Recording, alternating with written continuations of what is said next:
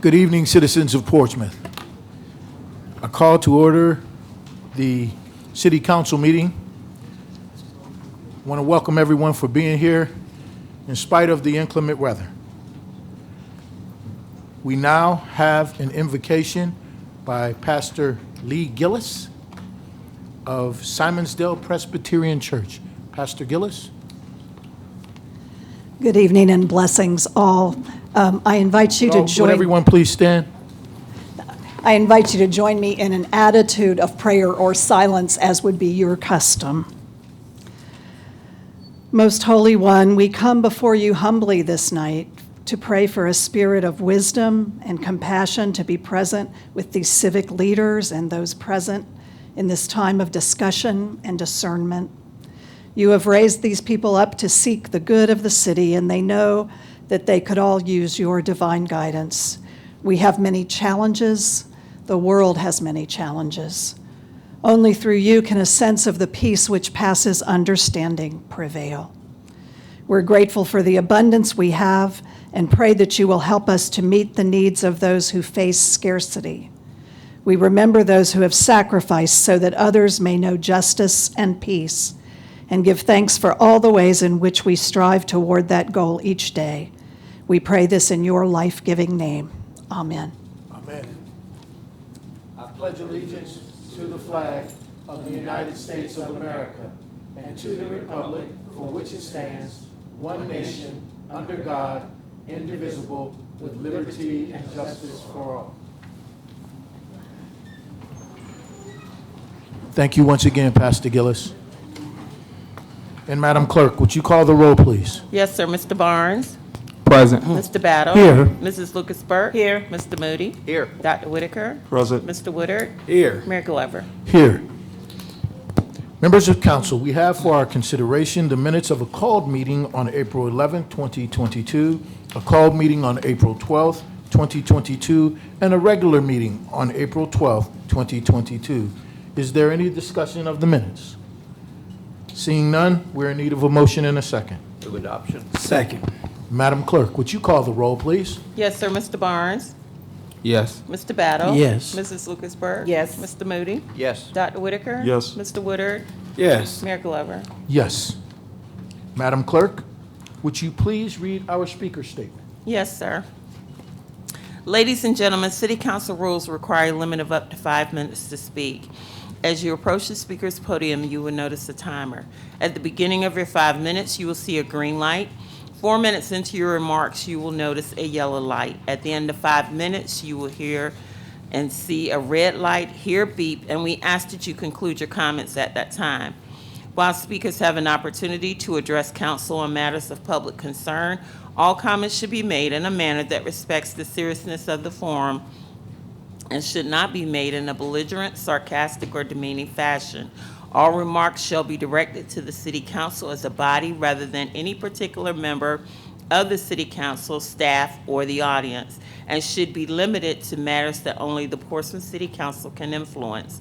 A speaker who fails to observe this basic rule of decorum will be deemed out of order and not allowed to conclude his or her comments. Thank you, ma'am. Yes, sir. We are now under the agenda item of public hearings, item 22-126. And Madam Clerk, would you please read the public hearing item?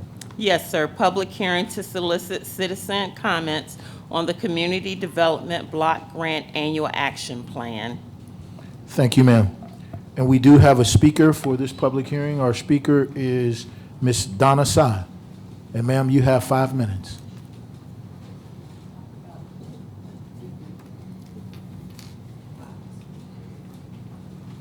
I want y'all to learn something, please.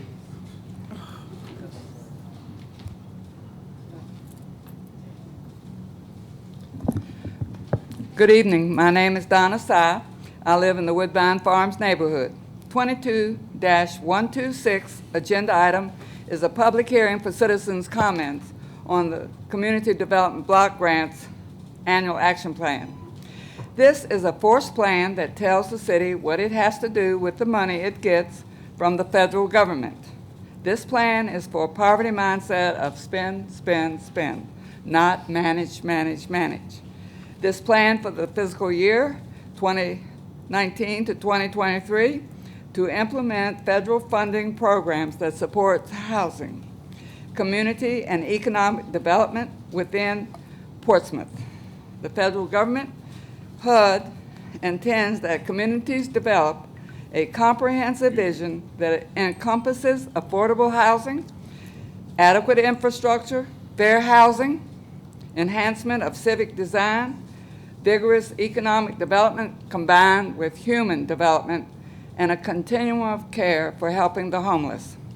The objectives and outcome in the plan are the following: improve and expand the existing housing for low-income households with the taxation from the people who pay taxes from his or her hard-earned money, support improvements to public facilities and services from the people who pay taxes from his or her hard-earned money, improve, maintain, and expand infrastructure such as streets, storm, sewer systems, and flood management, support public services to end homelessness to benefit 50,000 people, support economic development to create decent jobs, support planning and administration of community and housing development activities, such as provide financial assistance to 12 first-time low-income home buyers, support 15 people with rental assistance to prevent homelessness or rehouse them, provide assistance to a certified community housing development organization, to develop a unit to be sold to a low-income first-time buyer, rehab 10 housing units occupied by elderly low-income owners. All this information is coming from the United Nations 21st Century Action Plan.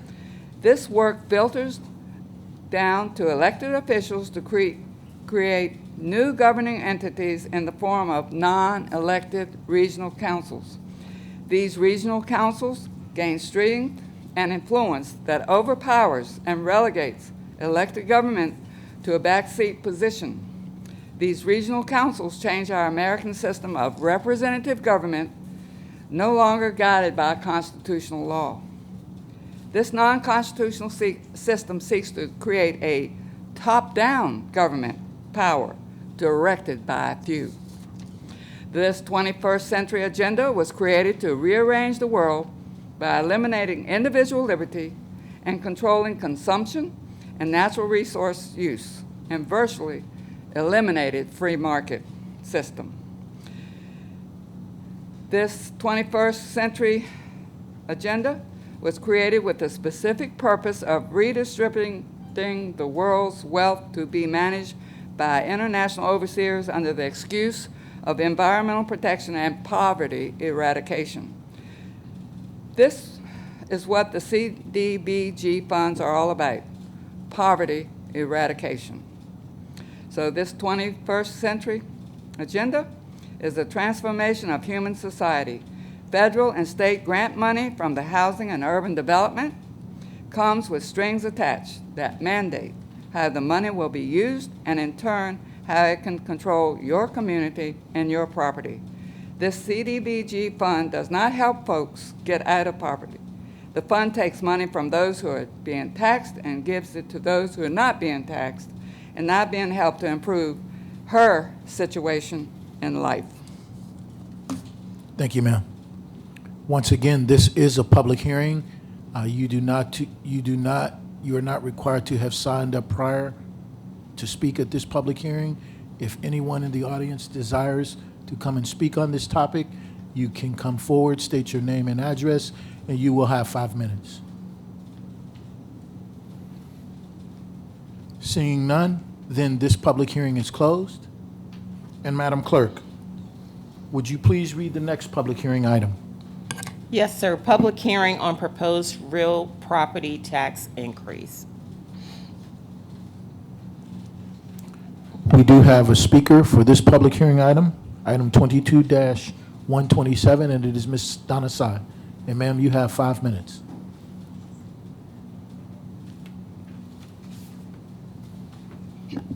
Good evening. My name is Donna Sy, and I live in the Woodbine Farms neighborhood.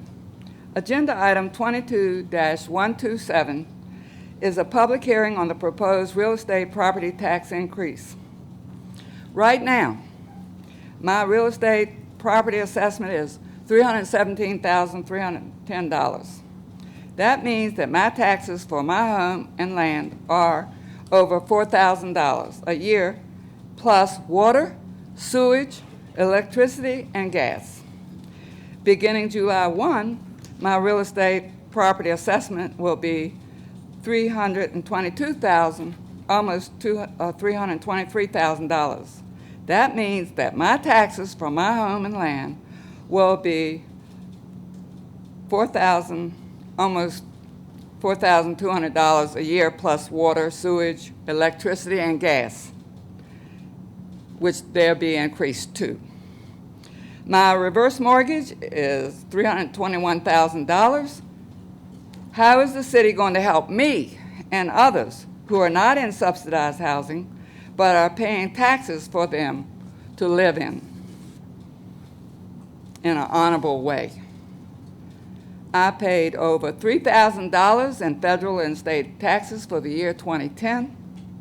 The shipyard is not paying pilot or payment in lieu of taxes. What is the port paying in lieu of taxes? What is the Naval Medical Center paying in lieu of taxes? What is Craney Island paying in lieu of taxes? What is the federal government paying for subsidized housing to PRHA? I and others can't afford to live in this city with the taxes and fees being dished out to the people without their consent. Thank you, ma'am. This is a public hearing. You're not required to have signed up to come speak on this item. If you wish to speak on this public hearing item, please come forward, state your name and address, and you will have 5 minutes.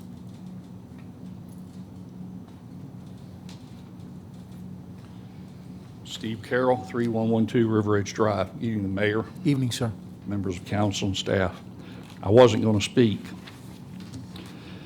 until I saw the work session presentation.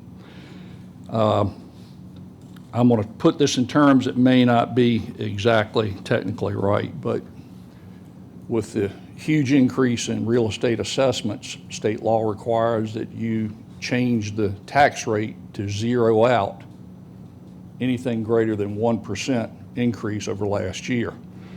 So by leaving the rate at $1.30, if I'm putting it in proper terms, you're imposing a 7.8% real estate tax increase on the citizens of Portsmouth. There's a lot of people in here that are going to be hurt badly by that. We have younger people that we're trying to attract to the city and put them in decent communities and raise their families in safety. And that's a killer. We have people on a fixed income that are retired. I'm now one of them. They're going to be hurt badly by this. I could not believe that we're even considering spending $5 million on a football field. That just boggles my mind. Now, what do we have going on right now? In all fairness, too, I have not kept track with a lot of this the way I used to. But we've got a Churchland Bridge that we need to finish, and it ain't cheap. We have potholes galore in this city that need to be fixed. We have primary, secondary, and tertiary storm drains that are collapsing that need to be fixed. And those need to be the priorities, the quality of life, not expanding what this city spends its money on, but fix what we have. Fix what we have, and we have been terrible for this. This is the reason why we had to replace the courts complex, because we didn't take care of it. And I'm not going to bother getting into a whole lot of detail on that, but we didn't take care of it, and we were compelled to replace it. We need to fix what we have and focus on that. And we cannot tolerate a 7.8% real estate tax increase. Not on that, on top of that, all the fees that are going to be increased. And these are not choices. People have to have water. People have to pay for their sewer. These are not optional. I can't cut one to pay for the other. We have to have them.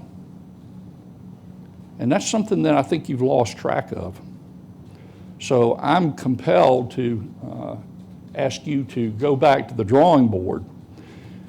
And I do realize we have to break eggs to make a cake, but we're biting off more than we can chew. You're banking on a huge real estate increase this year. What are you going to do next year when the predictions come true, when the real estate market takes a correction? What are you going to do then? Better think about it. Thank you, sir. This public hearing is still open. If you desire to come forward and speak, just state your name and address, and you will have 5 minutes. Honorable Mayor and Council, I don't have any script. Ma'am, could you please come over to the microphone and pull it down a little bit so you, there you go. I don't know if you want to hear me. Yes, we do. We want to Okay. hear you. Yes, ma'am. I don't know if you remember me. I met you at Beasley before you got elected. It was very enjoyable at the time.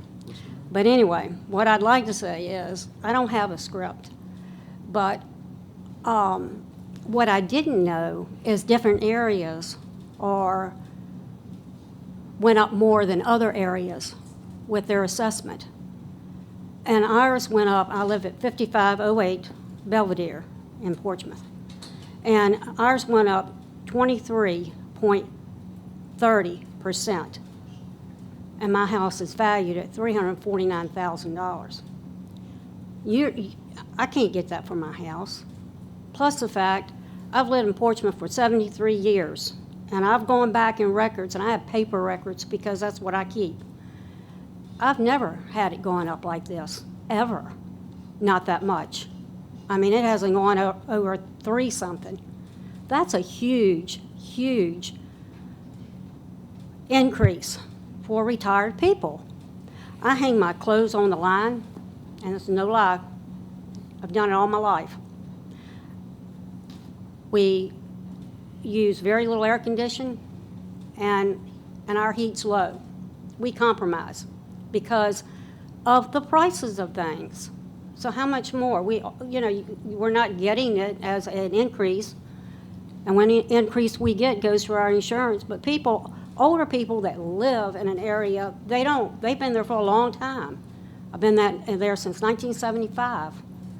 And we just can't afford this increase. But I don't understand why Greenfield Farms didn't go up, hardly any. I don't understand some of these other areas. And when I called and talked to someone about it, it's a bidding war. Well, I used to be in real estate. We've had bidding wars before. They've never gone up this much. And I know because I have been here. I've seen it. Okay, 3 houses I was based on in my area is the reason why that they went up. And by law, they say they have to go up. This is what she said. I'd like to see something on that. 2 of them wasn't that much over what the house was asking for. That's not abnormal. You usually get a little over what your assessed value is or so forth. The other one was a little bit, definitely, a bidding war higher. But we're paying the penalty. We can't afford that. I mean, we shouldn't have to. The penalty maybe goes on these people that are trying to get these houses in this bidding war. But what do we do? What do we do? Okay, you're saying, well, we need to come in your house and we need to see inside your house. Why should you have to see inside my house? If I have a 4-bedroom house or a 5-bedroom house, you go by that.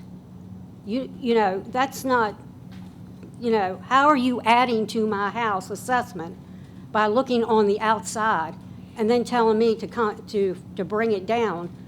Or we may bring it down, you need to come in my house. Is that what we should do? I mean, when I live in a house since 1975, I should have some improvements on it, right? I should not do anything. I should be able to do a little bit. So what are these people going to really do, us retired people, and not even retired people, people starting out, Also, there's not a balance, but why are some areas I always thought that if there was an increase, everybody in Portsmouth had an increase, percentage-wise. And I found out that's not true. So, I mean, you know, why is that? And I know Greenfield Farms had a lot of houses for sale, and they sold a lot. So there's not real answers here that we're getting for what some of us are paying for. And I don't mind fixing roads and stuff like that, or working with the school systems, and I have a granddaughter in Churchland High School. But it's not really working. It's not working. So we need some answers, and I'd like something on paper, this law that she told me that you all have to do. So, Thank you, Thank ma'am. And if I may, we do have our city assessor in the audience this evening, Mr. Doris, and I would encourage you, there is a process. You can file an appeal, and there are other things that you do have at your disposal. right, So, well, we had an appointment for her to come in my house. yes, ma'am. Yeah. However, our city assessor would be able to help you with that process and be able to give you some answers. So if you would please talk to him at your leisure, I think he could at least provide some clarity for you. Thank you. Thank you. This is a public hearing. And if you would like to come forward and speak on this public hearing, you will have 5 minutes. Good evening. My name is Sergio Neal. I live at 1420 Elm Avenue in the city of Portsmouth. I did have a question before I spoke. Will I give up my time because I signed up as a non-agenda as well? So can I still speak here? You can speak on this public hearing. I just item, wanted sir. to make sure. Thank you. I want to clarify, give a clarification on something, because a lot of times when we're talking about real estate tax increases and things of that nature, people don't think it affects renters in their cities, but guess what? It absolutely does. Every time our landlords, our property management companies absorb a tax and a fee increase, it comes to us as well. And for people to try to attempt to put out there that we don't pay our fair share in this city, I can show you better, and I can tell you the bills that I've gotten that have gone up, because guess what? We pay our own water too. They just cover, our rent covers the tax, the mortgage on the building if the landlord has one, and their taxes from the city. But guess what? Every time they get an increase, the landlords and the property management companies don't say, oh, great, we get a tax increase, y'all rent stay the same, because that's absolutely not true at all. And it's not fair to say that the renters are not doing their part. It really makes me hot when people try to put that out there, because that is a bald-faced lie. If anybody should be complaining, we should be, because guess what? We are paying rent. Some of us don't have the option to own eventually. And guess what? We get very little to no explanation unless we're in these meetings right here as to why our rent goes up. I can guarantee you right now, but just like when people say, oh, well, we have issues when we call water, da-da-da, guess what? We do too.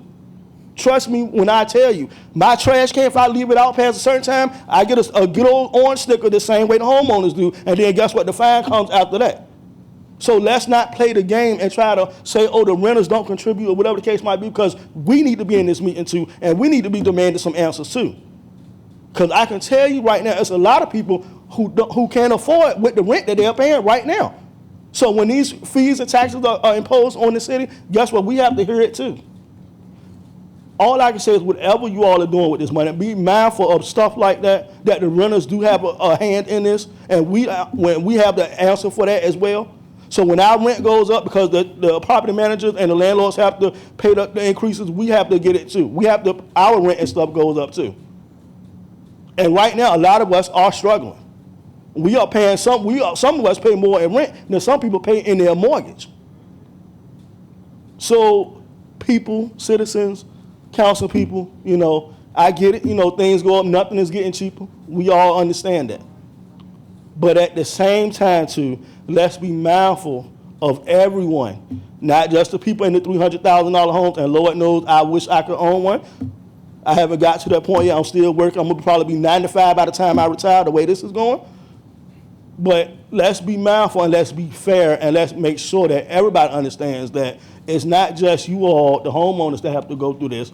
the renters are too, and let's not push the people out that are trying to come in that start off as renting and giving them a bad insight and saying that they don't have a hand in this or it doesn't affect them. Because again, I can tell you, everybody that in here that rents right now and your rent may go up, please raise your hand, because I know mine is going to go up if the taxes and fees go up like they go. Thank you. Thank you, sir. Vice Mayor Barnes, sir, you have the floor. Just a quick question. As far as taxes, the tax increase and all that, is that associated to, well, I guess my question is, if we had more revenue coming in, could we lower those taxes? That would depend on that's a complicated question, because it depends on how we want to go about improving some of the infrastructure needs that we have, how we want to remain competitive in regards to salary increases, how we want to ensure that we implement technology. So it's not just a yes or no response. It will require policy direction in terms of what things we want to address or not.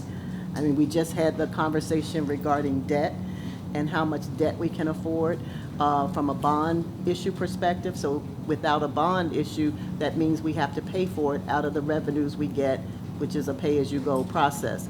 So it's choices that need to be made. So potentially though, if we had a certain amount of revenue or enough revenue, we can either, that could be part of a discussion where we could either lower taxes or keep them the same. Correct. Because some of the things that were mentioned as far as, you know, like the Churchland Bridge, the storm drains, the potholes and all of that, that costs. Yes, And that doesn't bring revenue. correct. So in essence, we need to also have things that will bring in revenue so that we can help pay for those things. And some of the things that you mentioned is such as raises and things of that nature. Correct. Thank you. Once again, this is a public hearing. Anyone who wishes to come and speak before council on this item, you have 5 minutes.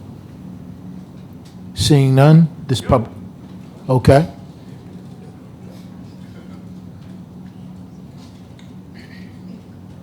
Please state your name and address, sir, and you have 5 minutes. How's it going, y'all? I haven't prepared any kind of statement or anything.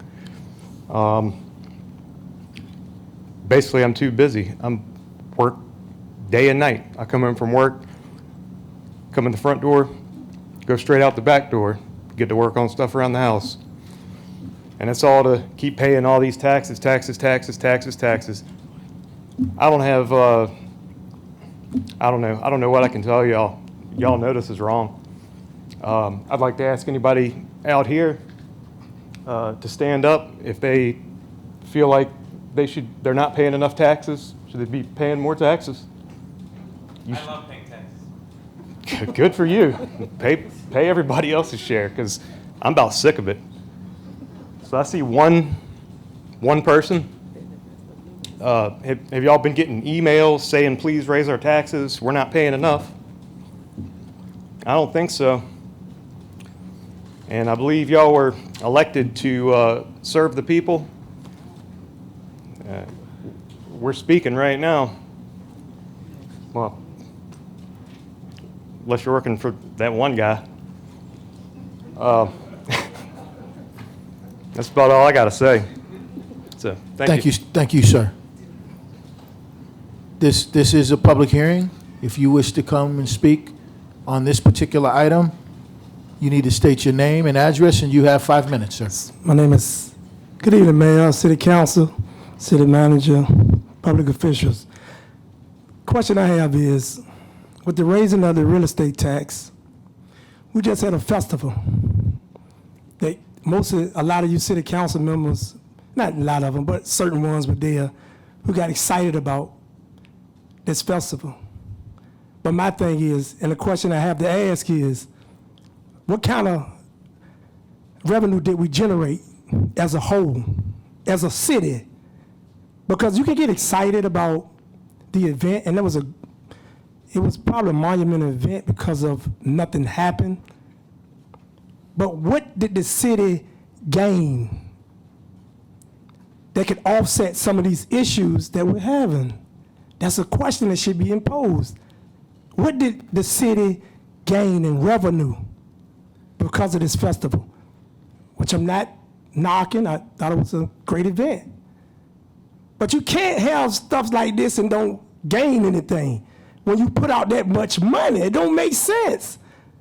It makes no sense. But again, a lot of you council people were there excited about it, but then come here, y'all raising the people taxes, my grandfather's tax, my mother's real estate tax, but then we just sit here and look, we got this look on our face that, uh-oh, somebody telling it.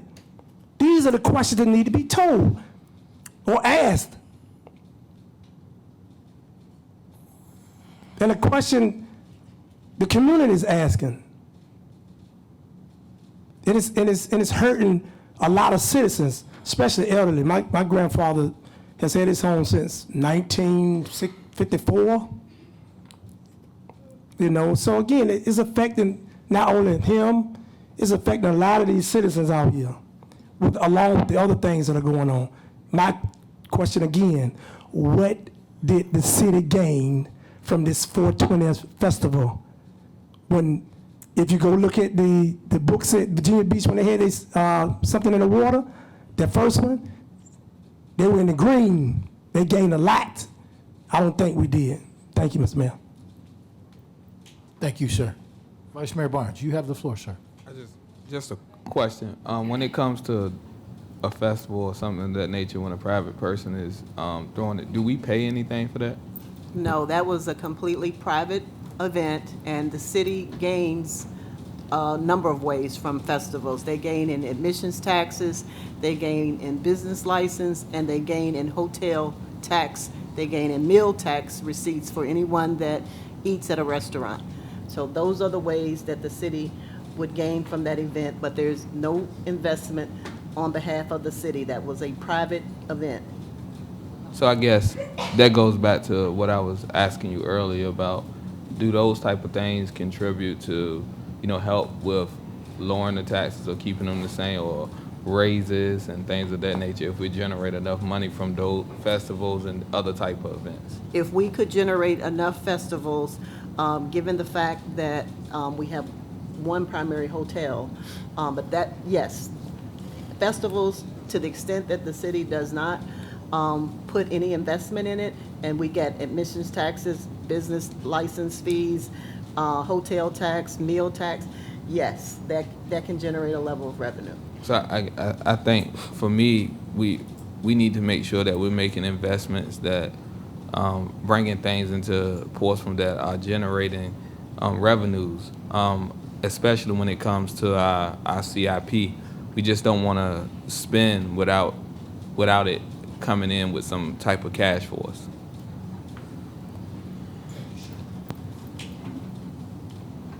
This is a public hearing. Anyone who wishes to come and speak on this matter, you can come forward and you will have 5 minutes. Seeing none, then this public hearing is closed.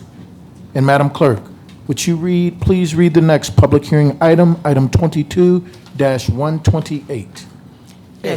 Yes, sir. Public hearing to consider the annual operating budget for FY 2023.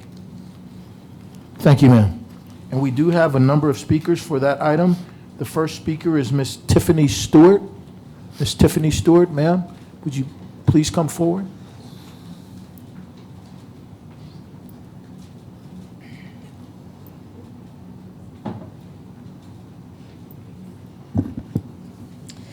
Good evening, City Council and members of management.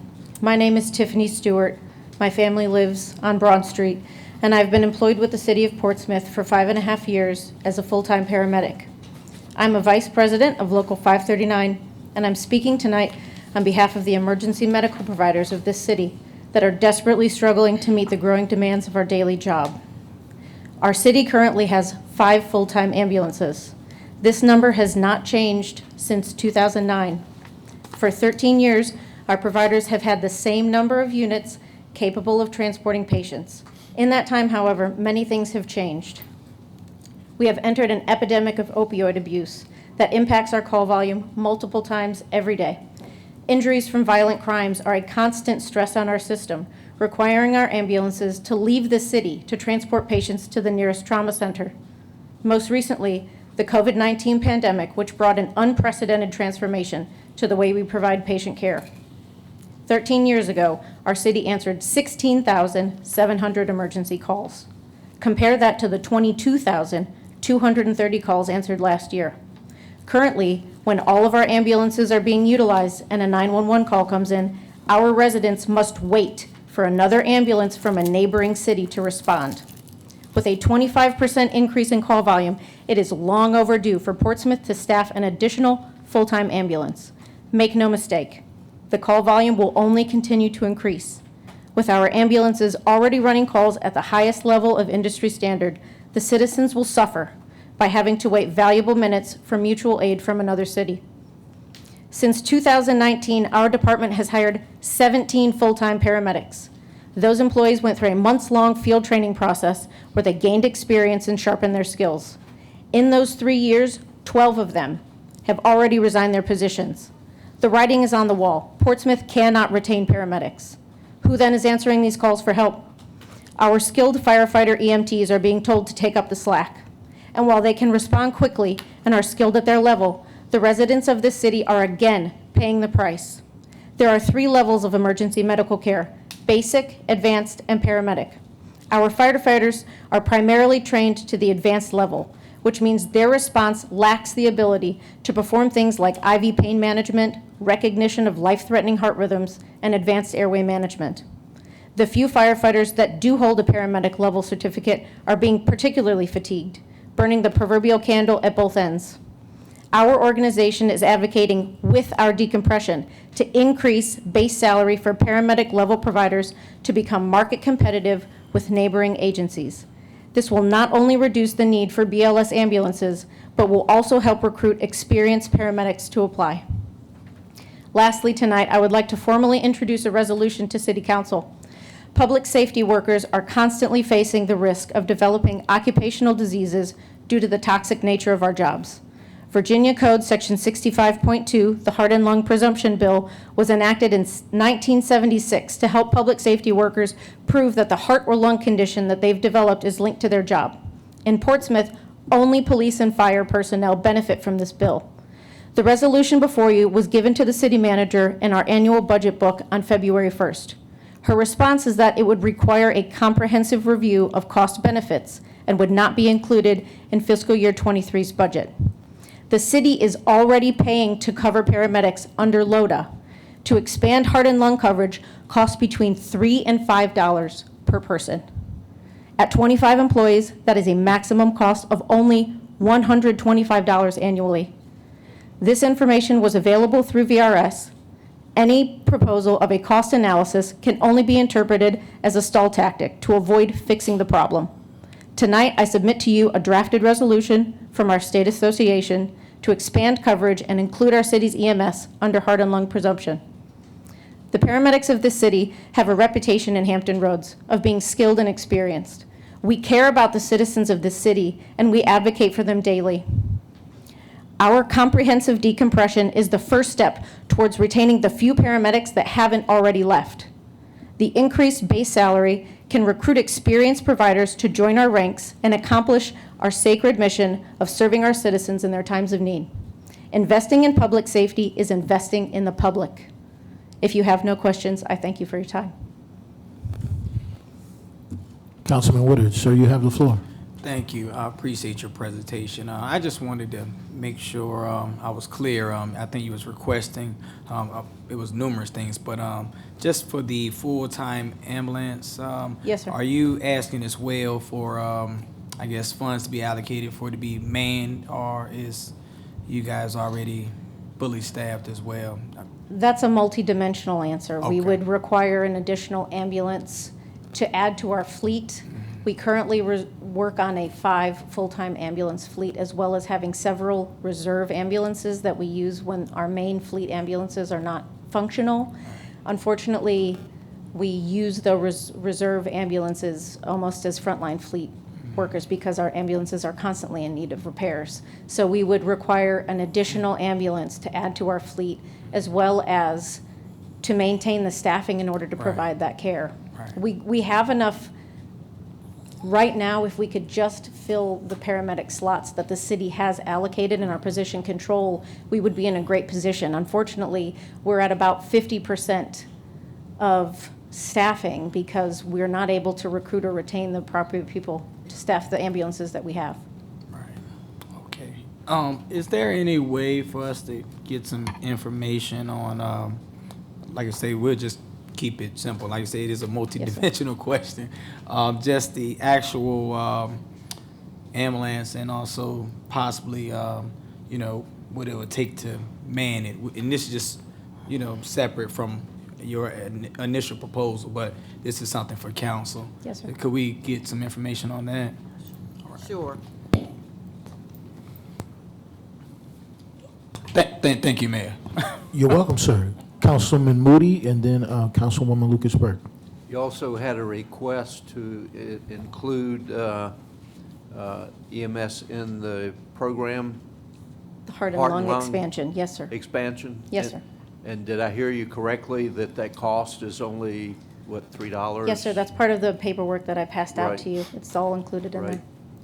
there. Along with Councilman Woodard's request, I would like for the city manager to get back with us. That seems like a no-brainer on the expenditure. They always do until you look in the details. Well, that's why I'm requesting feedback. I will do that. Thanks. Thank Thank you you. for your presentation. Yes, sir. Councilwoman Lucas-Burke. Thank you, Mayor. Thank you, Ms. Stewart, for the comprehensive presentation. You Yes, always ma'am. educate us on things that we think we already know. But I guess my question is the mutual aid. You mentioned ma'am. that the mutual aid comes over and assists whenever there's a call for assistance when we don't have an ambulance or we don't have enough EMS staff Yes, to ma'am. handle that call. But my question is, I mean, how does that get funded? Is that just a free service from the city or we? No, ma'am, it is my understanding that the mutual aid ambulance that responds from whatever neighboring city, it could be Suffolk, it could be Chesapeake, it could be Norfolk, it could be Navy Regional. Navy Regional is often the first one because they maintain an ambulance within our city limits. Those ambulances that respond, any patient care that they provide, any transports that they provide, that city bills our patients and they keep the benefits from that transport. Right, so that seems, yeah. So that seems like, you know, adding on the additional ambulance and the service here would keep the money here in our city and offer us, so I guess that's something that we need to figure out with the request that Councilman Woodard and Councilman Moody asked. You know, what would be the difference between us adding on our own ambulance and adding additional staff rather than paying, you know, allowing another city to take on that revenue cost? Yes, ma'am. Vice Mayor Barnes, you have the floor, sir. Just a question to our city manager, and you probably heard me ask this before, but wouldn't things that they're asking for be easier to do if we had more revenue coming in? Yes. Thank It you. would. So, in essence, we should be doing things that's going to be bringing more revenue to the city so that we can help fund the services that need, because it's definitely needed. And we're definitely trying to do that. Okay, thank you. Thank you for your time. Councilman Battle, sir, you have the floor. I think it's nice that you came during budget time, but if you are 12 folk short and you're short on ambulances, there are unencumbered funds that are in your budget.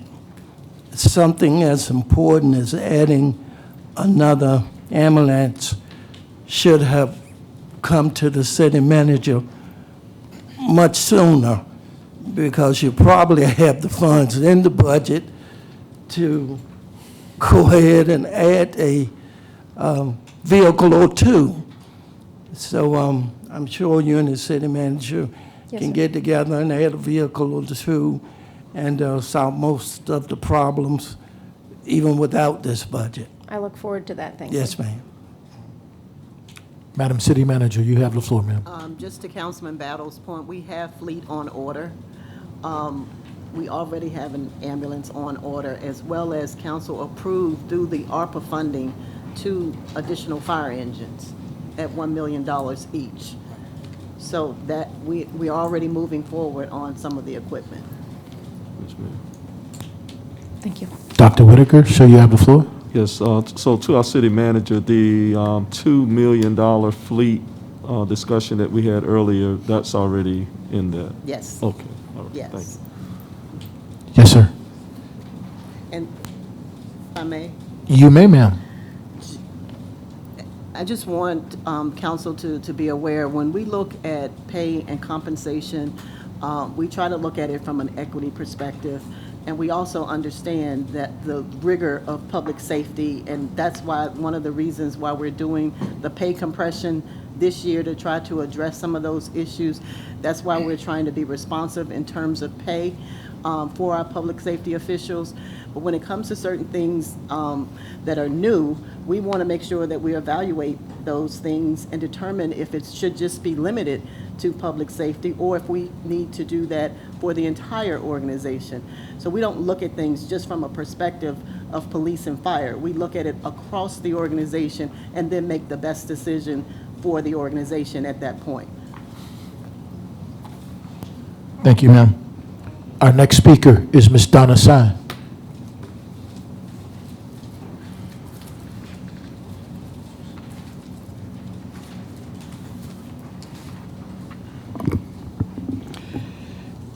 You just heard a speaker before I get to mine.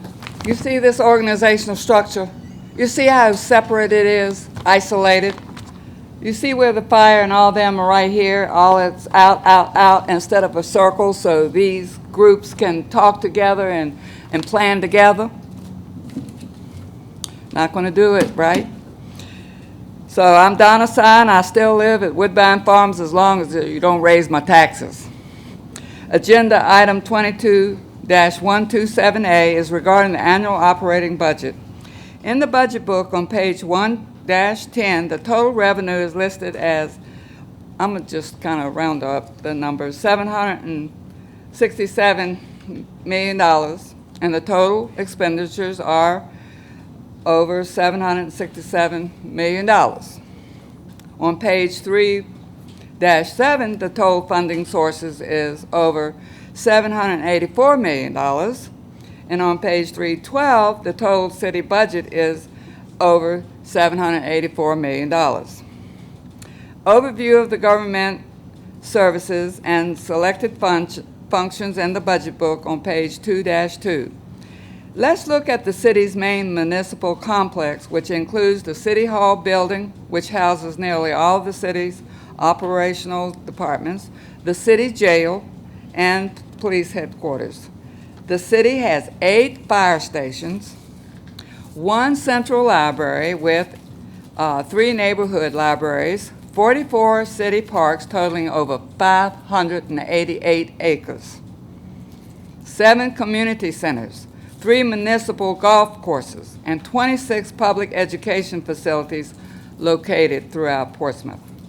The city collaborates with the following agencies to enhance economic development, public safety, and transportation projects. PRHA, Hampton Roads Planning District Commission, Economic Development Authority, Hampton Roads Economic Development Alliance, Portsmouth Port and Industrial Commission, Portsmouth Parking Authority, Hampton Roads Regional Jail Authority, and Hampton Roads Transportation Accountability Commission.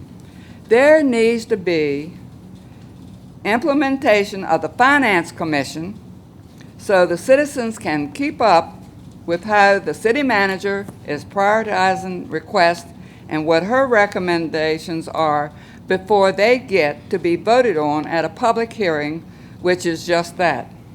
The public has to hear what the few has to dictate to the people. The city manager's priority requests and recommends a proposed budget to city council based on available resources. This just goes to show, spend, spend, spend. increase the fees and taxes because there is a recommendation by the few. We have an organizational structure, citizens at the top, and that's why you hear from me all the time. I don't like being told what to do. I was told what to do when I was growing up. You gotta work. You gotta work. You gotta work. Thank you, ma'am. Our next speaker is Mr. Mark Godaldig-Yutrovsky. Mr. Yutrovsky, sir?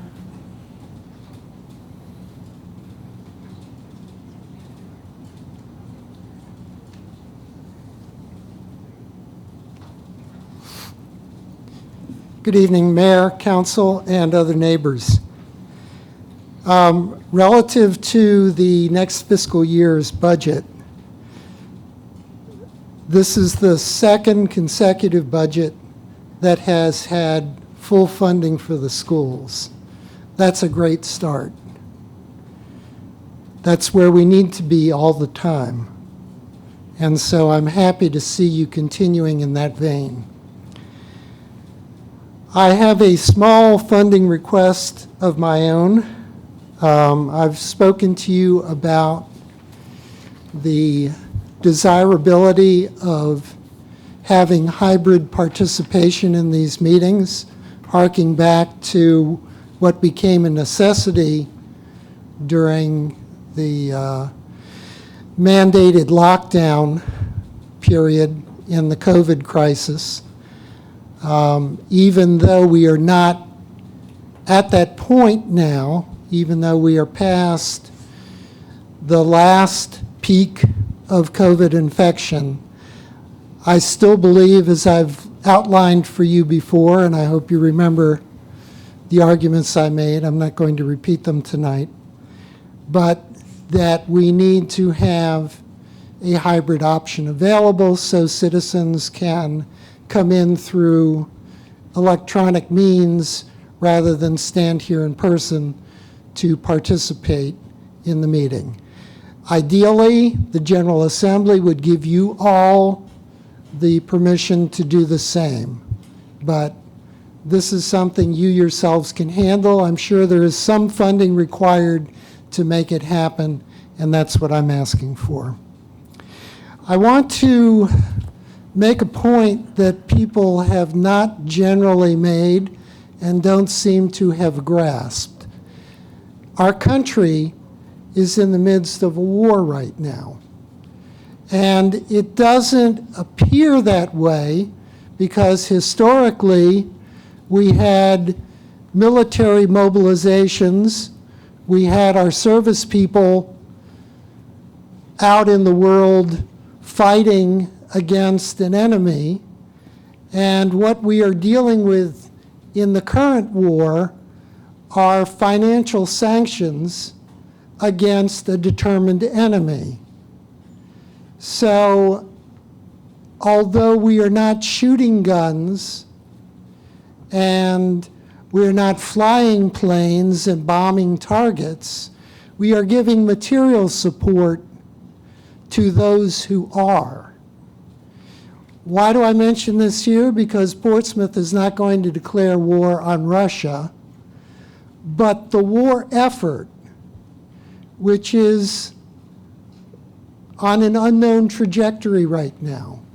It has been somewhat constrained to the fiscal realm, but we don't know where it could go. And so any funds that the city might need to borrow, any bonds that might need to be issued, are going to be affected by the economics of this war. If the federal government needs to borrow money, if you give $1 billion in aid to Ukraine, that has to come from somewhere. If the federal government has to borrow money, that reduces the pool of money available to municipalities and to states. So we need to be thinking strategically in terms of how we meet our needs in a period of uncertainty. The other piece of that is the Federal Reserve is on the cusp of raising interest rates, possibly by as much as half a percentage point in the next week or so. That affects our borrowing. So even if our bond ratings are good, we're going to be affected by a tight money situation. All of this needs to be factored in as we formulate the fiscal 2023 budget. Thank you very much. Thank you, sir. Our next speaker is Mr. Levin Turner. And Mr. Turner, sir, you have 5 minutes.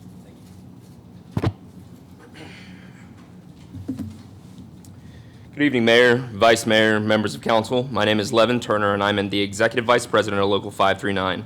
I'm here once again representing the members of Local 539, their families, and the community in which they serve. These are extraordinary times for our country and our community. Every day, we are confronting the results of a global pandemic, an opioid epidemic, and unprecedented gun violence. In this budget process, our community faces a variety of challenges that will define the level of service our community will live with for the foreseeable future. So I truly empathize with you about the fact that you will have some very difficult decisions moving forward, as there is no shortage of work to be done or responsibilities to bear to ensure our community has adequate access to health care and the public safety services if the need should arise.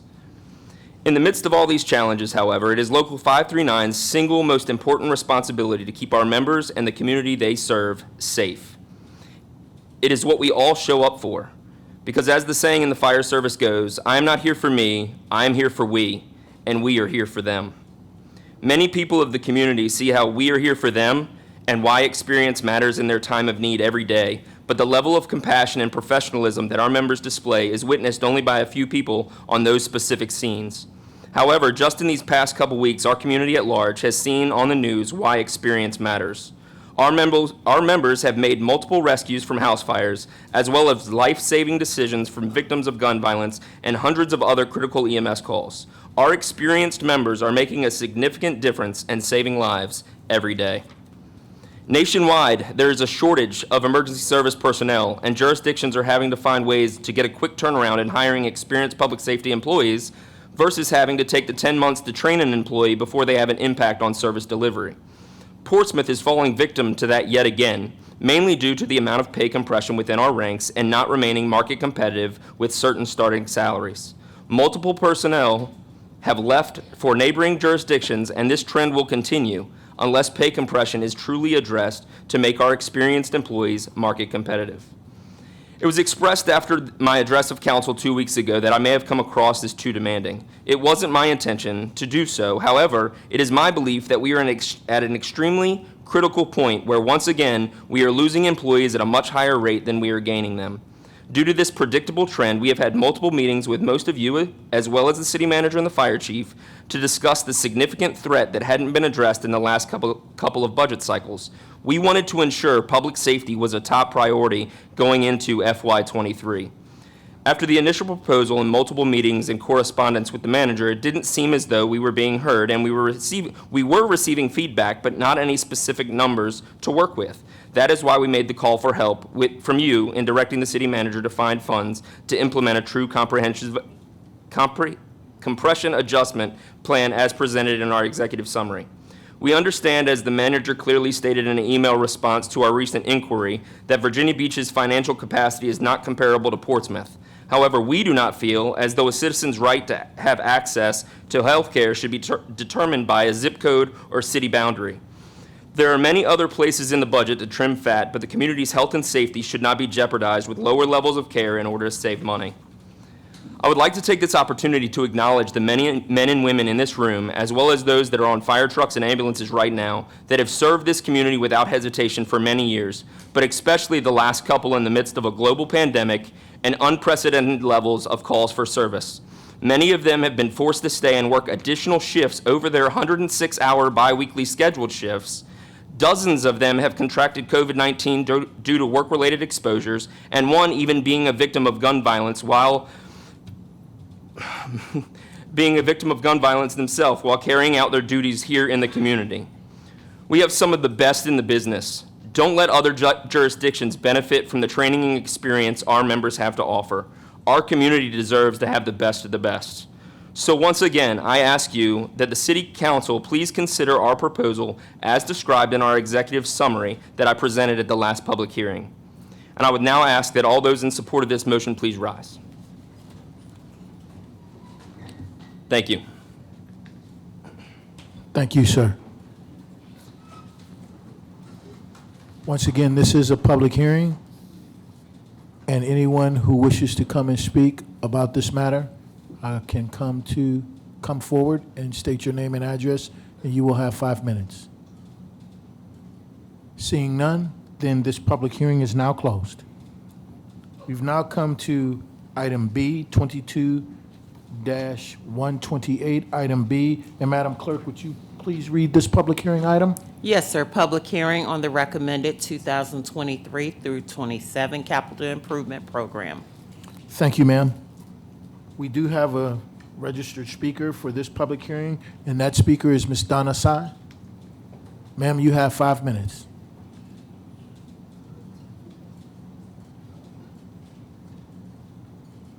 Good evening. My name is Donna Sy, and I live in the Woodbine Farms neighborhood. And you've heard from these folks who sacrificed their lives. I've got so many pages to talk about how you can save money and keep from spending it if you would look at it. But I don't have enough time to read all the things. But y'all are doing what you want to do and not what is the needs of the people in this city. Now, there's a mindset. When you don't want to listen to anybody, you think you're representing us? You're not representing us because we tell you what we need, and then you get to work to see about getting it accomplished.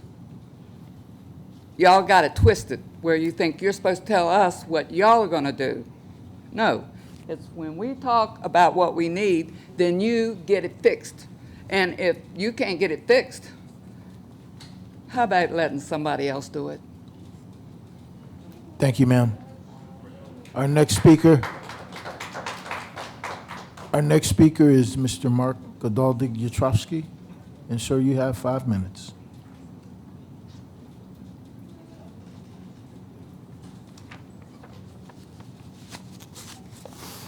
Good evening again, Mayor, Council, and other neighbors. In regard to the capital improvement budget, I want to focus on 2 areas that are related: water and sewer improvements in the city. Prior to the recent ugliness known as the pandemic, there was a presentation by the city's financial advisors, and perhaps it came during, maybe in the beginning of the pandemic, but it was a very detailed presentation about the extensive work that is necessary for Portsmouth to meet the provisions of a consent order designed to protect from sewer overflows and to ensure the continuing safety of our water supply. The number at that time, the estimate for accomplishing this work, was $1.4 billion with a B in capital expenditures. What concerns me in the current budget is that because we are holding our rates to the 5% annual increase that was set in motion some years before that, we're not making progress quickly enough in regard to those improvements. Now, the consent order was the result of court proceedings against us. It wasn't us alone. It was our neighbors within this region and many other localities across the country. But each individual filing was different in terms of what it provided in terms of remediation. I believe that we need to bite the bullet and move forward at an accelerated pace with these requirements, with meeting these requirements. Another piece of this is that for many years, probably as long as I've been a resident here, which is going on 25 years, the city has done annual transfers from the Public Utilities Fund to the general fund. So monies that the citizens have paid into the utilities fund in terms of water rates, which includes sewer maintenance fees, the excess, what has been deemed the disposable or expendable fund balance, has been transferred over to reduce other revenue needs in the city. I have never liked that system because those who are paying for water should be paying for water. The general fund should be paid for with general revenues. Water is an enterprise fund. So the costs of maintaining that fund, I believe, philosophically, should be paid for out of the water rates. Consequently, to help accelerate the meeting of these requirements under the consent order, I would ask that you cut off that transfer and let those funds be used to help pay for the capital improvements. Thank you. Thank you, sir. This is a public hearing. Anyone who wishes to come forward and speak on this particular matter, item 22-128B, you can come forward and speak at this time. Seeing none, Mr. Mayor. Dr. Whitaker, sir, you have the floor. Yes, thank you. Before we close out, I would like to just bring back the issue we were discussing in our earlier session, and that is if there is some consensus from council, further discussion we can have on this. The unauthorized and unfunded projects that we discussed under the capital improvement plan on page 20, there were 3 projects, particularly the Churchland High School field improvements, IC Norcom field improvements, Manor High School field improvements, that if it's council's consensus to move those projects to the 2023 CIP, and also after some further discussion, that the $516,000 that's in the CIP for the Crawford Street roundabout and the $1 million that's a placeholder for the evaluation for vehicle services, that those funds be directed towards these improvements at the schools. Okay, so I think there was a number of things you asked for consensus for. So the first one, let's take the first one first. The first is moving the Churchland High School field improvements, IC Norcom field improvements, and Manor High School field improvements to the 2023 CIP. Okay. To be funded. Ma'am, did you have a comment? No, I was just going to say that's $6,825,000. Okay, $6,825,000. Council. I'm sorry. Go Okay, ahead. Councilman, we'll take them one at a time, so that way we can move forward. The question. I'm sorry.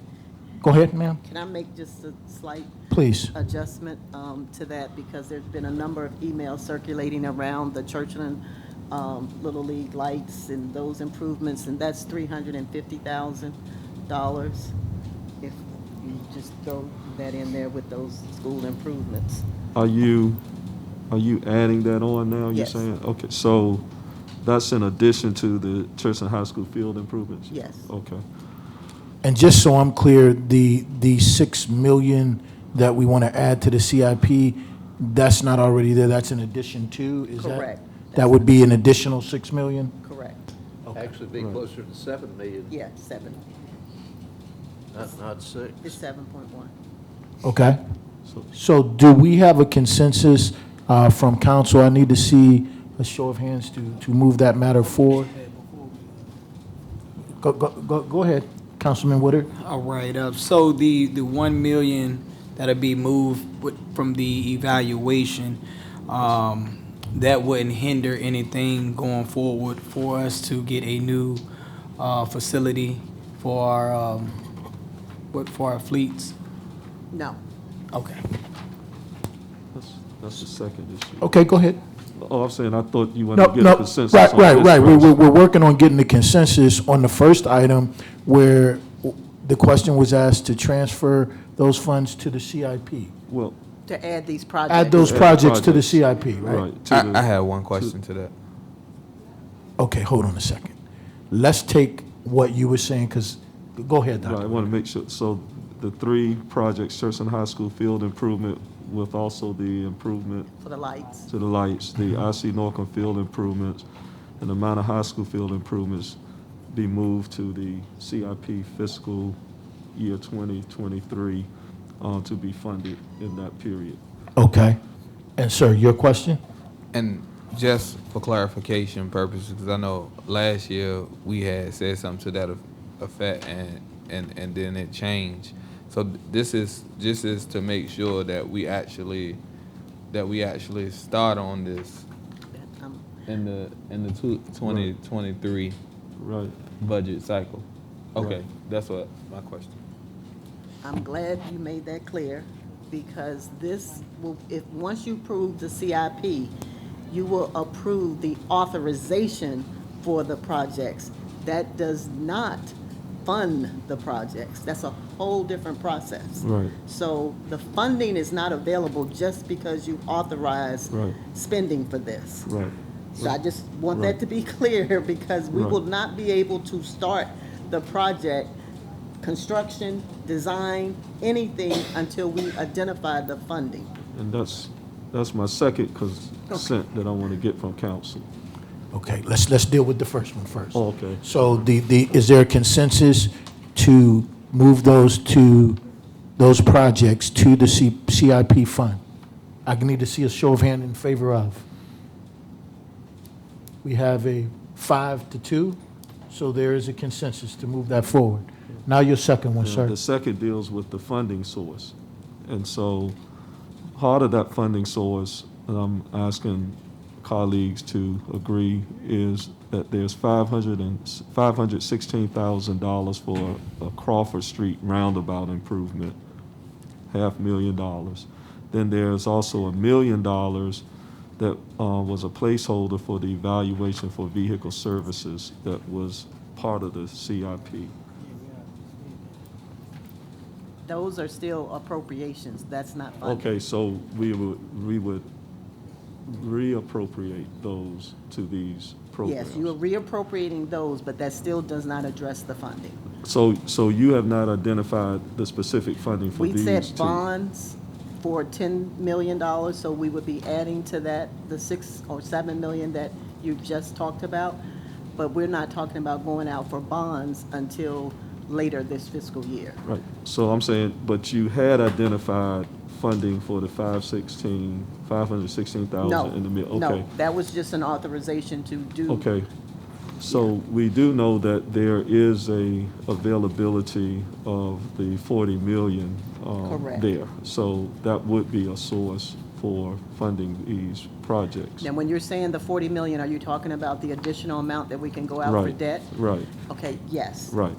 But keep in mind that that's not going to, we're not doing debt as soon as the budget is approved. Right. We have to do debt when we have our financial advisors coming back in June Okay. to basically tell us when we should go out for debt and what that looks like at that point. Right, but at least we would have had these projects identified as Correct. projects that we do want to fund. Correct. Right, that's what I want to make. Correct. Okay.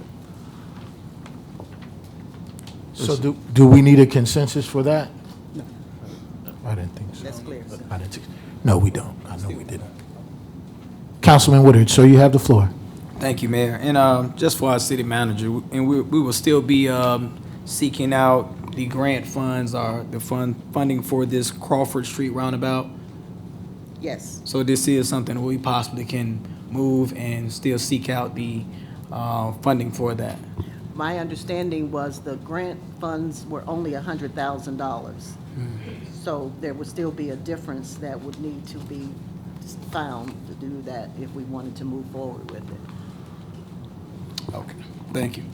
Councilman Moody, sir, you have the floor.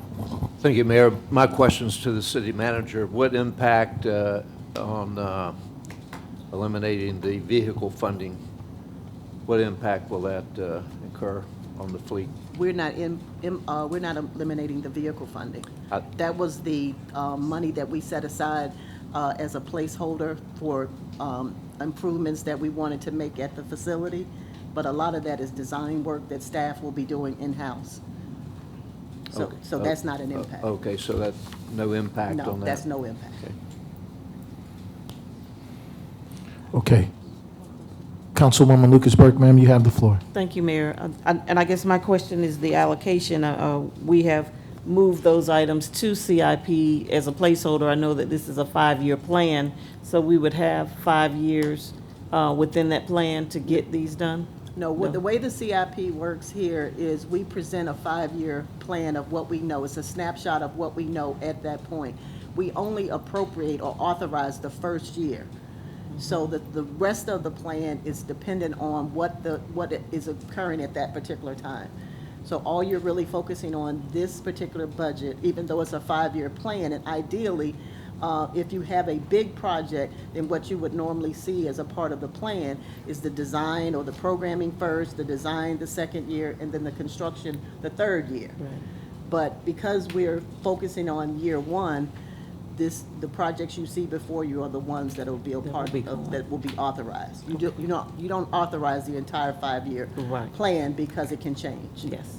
And then I guess the last question, I guess you or Deputy City Manager Mimi Terry, we're speaking about going after $40 million bonds, but how does that put us outside of our 10% policy? We already threw the 4% policy out the window, so we're looking at the 10% policy debt limit now.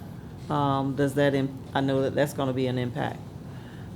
We're actually, at this point, we're not looking at 40 million. Okay. We're not at 40 million. And the other piece of that, once everything settles down, we will have another discussion about where we are and what some of those possible options are. We will also have conversations with schools to see if schools has anything that they can allocate to this. But we will come back with that funding strategy, if you will. Okay. The worst case scenario would be all of this would have to go out for bonds, and that we would know in June, get that direction. But there could be other options for this as well. Great. Thank you. Dr. Whitaker, sir, you have the floor, and then Councilman Woodard. And to our city, and even then, we can still always revisit the CIP. Correct. Right. Correct. Thank you, Mayor. And just to be clear, the 40 million is the borrowing power that we have. Right, okay, just making sure, because these projects that's just aren't 40 million. Correct. Just to be clear. Okay. Right. Okay, looks like we're all clear on that one. This is, sir, I see you, I'm getting there. This is still a public hearing, and anyone who wishes to come and speak on this matter, you can please come forward and state your name and address, and you will have 5 minutes. So, sir, if you would like to come forward, you will have 5 minutes.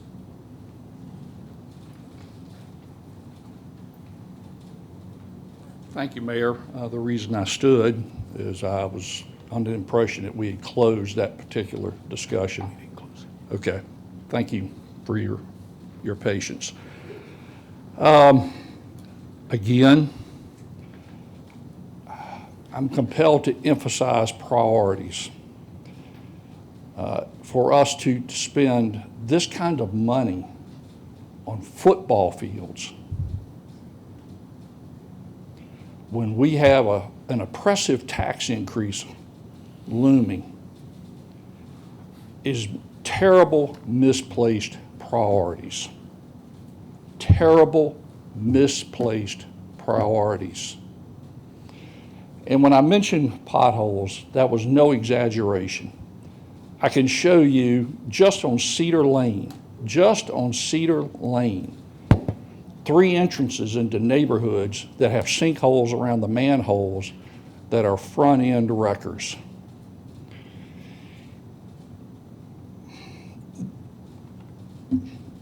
This is unconscionable to spend this kind of money on football fields when we have so many other priorities. We need to hire more police officers. We've got to address our crime rate. We have to fix what we have. I plead with you, please, do not waste this money on frivolous things like ball fields when we have other things that we have priorities for.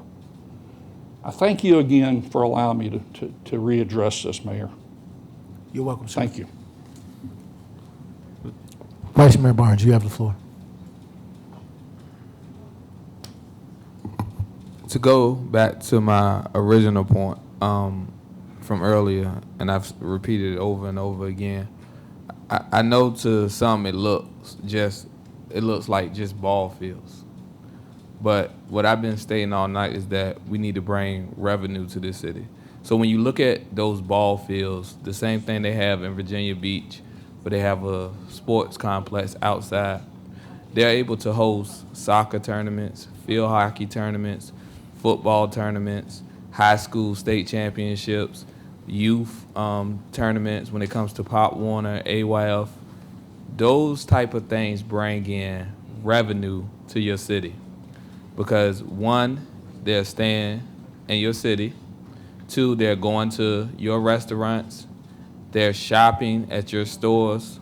All of these type of things bring in money. So I know we look at a field or a court as just kids playing football or playing basketball, but it's more than that. Also, I'm gonna tell you what else it helps with. When kids have things to do, they're less likely to do bad things. What that does as well is keep kids out of trouble, in which we as the taxpayers are not paying for them when they go to jail. We're not paying for them when they get shot, when they get in trouble, all of those extra things. You save money for those type of things. With the revenue that we're able to generate from these type of tournaments and things of that nature, we are able to hire more police officers. We're able to give more money to our fire department. We're able to give our staff raises. We're able to fix potholes. We're able to lower taxes or keep them the same. We're able to fix things that we need. These are the importance of those things. Again, if we don't bring in revenue and we just spend money on everything without anything coming in, eventually we will be broke. Thank you. Councilwoman Lucas Burke, ma'am, you have the floor. Thank you, Mayor. My comments were along the same lines as Vice Mayor Barnes. Our capital improvement funds are mainly used for our infrastructure projects, our schools, our roads, bridges. We can't take that and pay a salary out of that. So our CIP funds are used specifically for that purpose. Our general fund funds are what pays our salaries for our public safety and all of our roads and everything else that we need in the budget. That's why we needed additional funding to build up the revenue in our general fund to be able to pay for the things that the citizens come here and complain about, gun violence, issues in the city, pothole roads, things that we need to fund out of the general fund. So capital improvement funds, infrastructure, general fund, things that we need to do along our city. So it's two different pots. Dr. Whitaker, sir, you have the floor. Right. The funding that we are approving isn't about football fields. It's about our children. And I just want to make sure that the citizens understand that it goes beyond just expanding a football field. Personally, I ran on education, and you have seen that we believe that we can address issues in our community, poverty, the crime we're seeing, that it can be addressed from not a law enforcement only perspective, but from a holistic perspective where we invest at the front end more in our children. And so when you say it's just about a football field, that's a very narrow perspective. It's about trying to make sure we give our children as many opportunities as possible. The financial issue that Vice Mayor Barnes raises is very legitimate, but we want to make sure that we are in a position to do as much as possible. Also, we got to remember too that when it comes to education, that under the Kane administration, those non-SOQ positions were cut, and the state never refunded those, never put that money back in the budget. And so, and then that was under the Kane administration, supposed to have been temporary. And so it's placed more of a burden too on the localities to put money into the city, into our schools. And I'm thankful that we have a council that's conscious of the fact that we need to fully fund our schools. So we're going to do this not in a mode of just building football fields, because it's more than that, but it's for our children. Councilman Battle, and then you, Vice Mayor Barnes. A lot of times, our citizens mean well, but a lot of times they just aren't aware. One such situation is we have slots for police officers, and we're on a crash course to hire as many policemen as we can. But we put out incentives, and we've done all we can, and we're still trying to come up with innovative things to fill that department. So it's not like we don't want to or we don't know. It's just something that the council had to deal with, and we're fighting every day to fill these slots. They're there.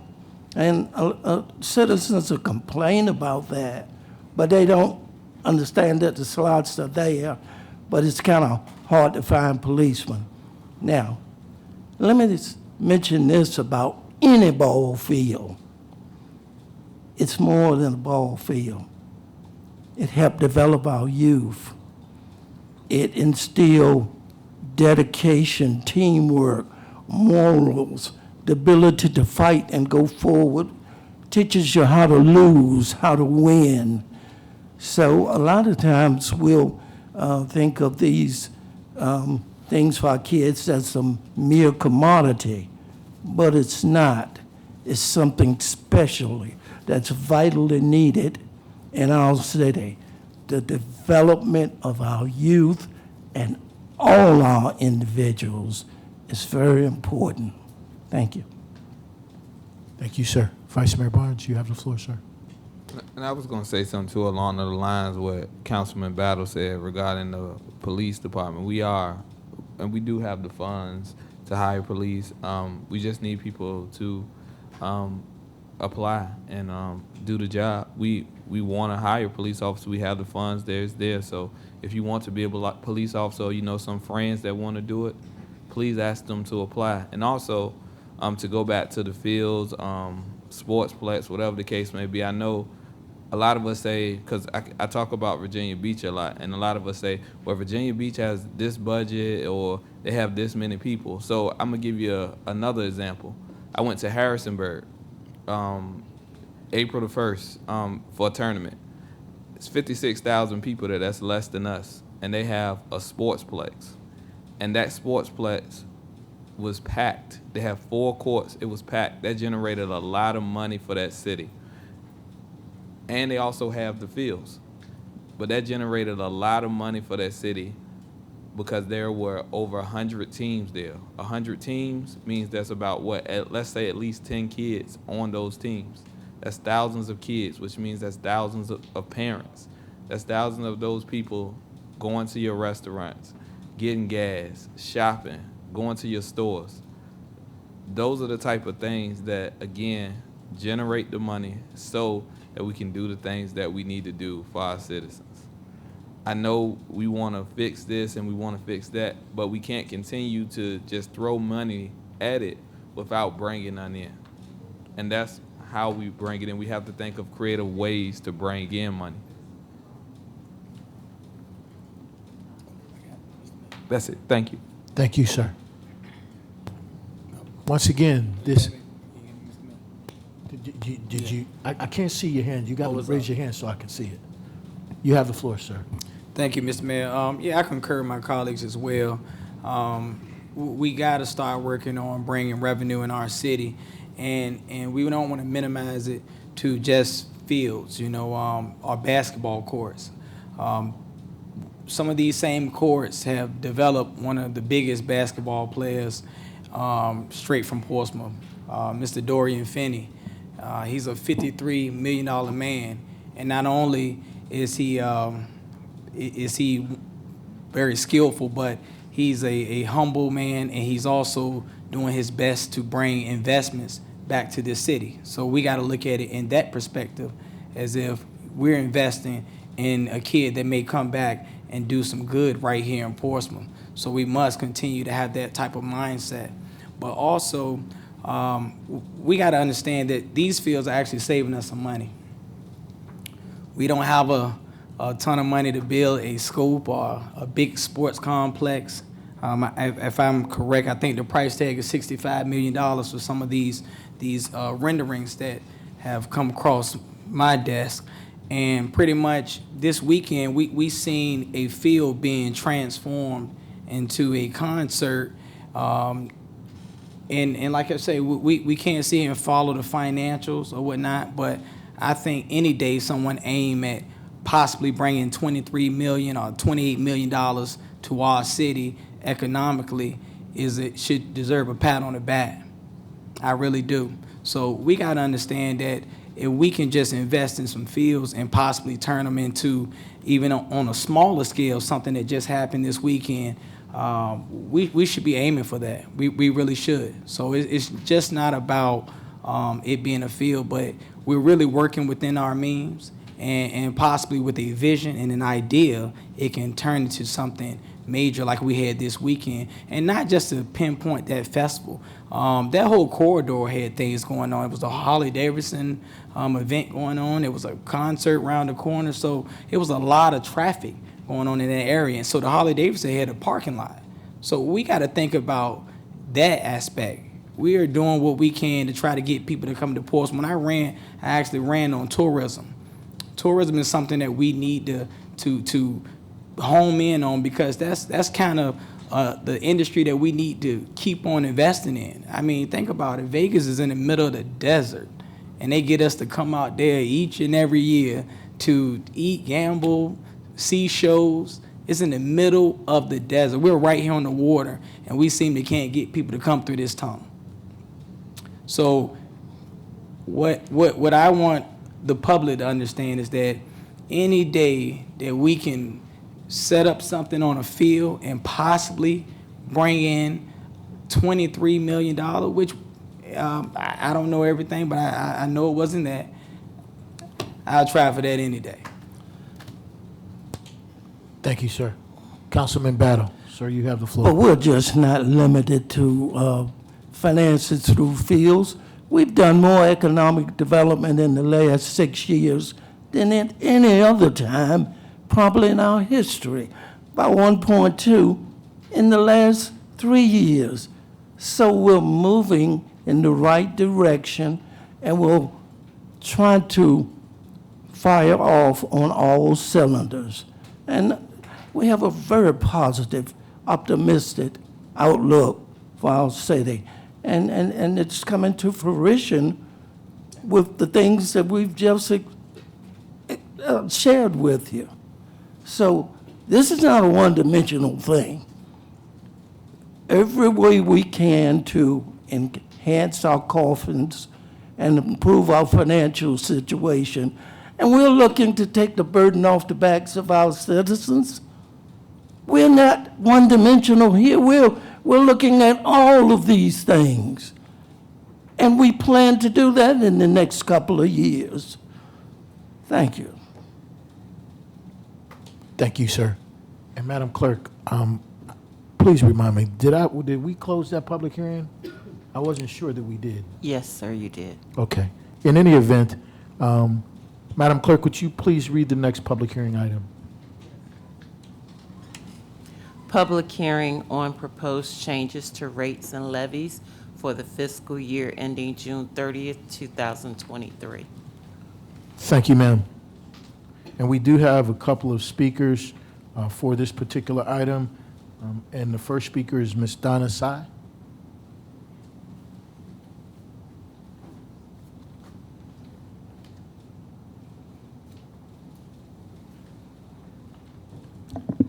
Good evening. My name is Donna Sy, and I live in the Woodbine Farms neighborhood. Agenda item 22-127.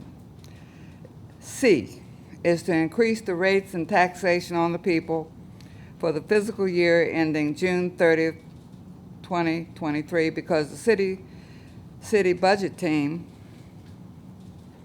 city manager, planning director, deputy city manager, engineering and technical service manager, deputy city manager and chief financial officer, the budget officer, and the 2 budget analysis do not care about the people they are supposed to be looking out for, and they don't have the skills to organize and plan the resources of our city. And the foundation of any relationship is communication. Since this team have failed to manage the resources and debts, the people have to be taxed without any representation sitting up on city council.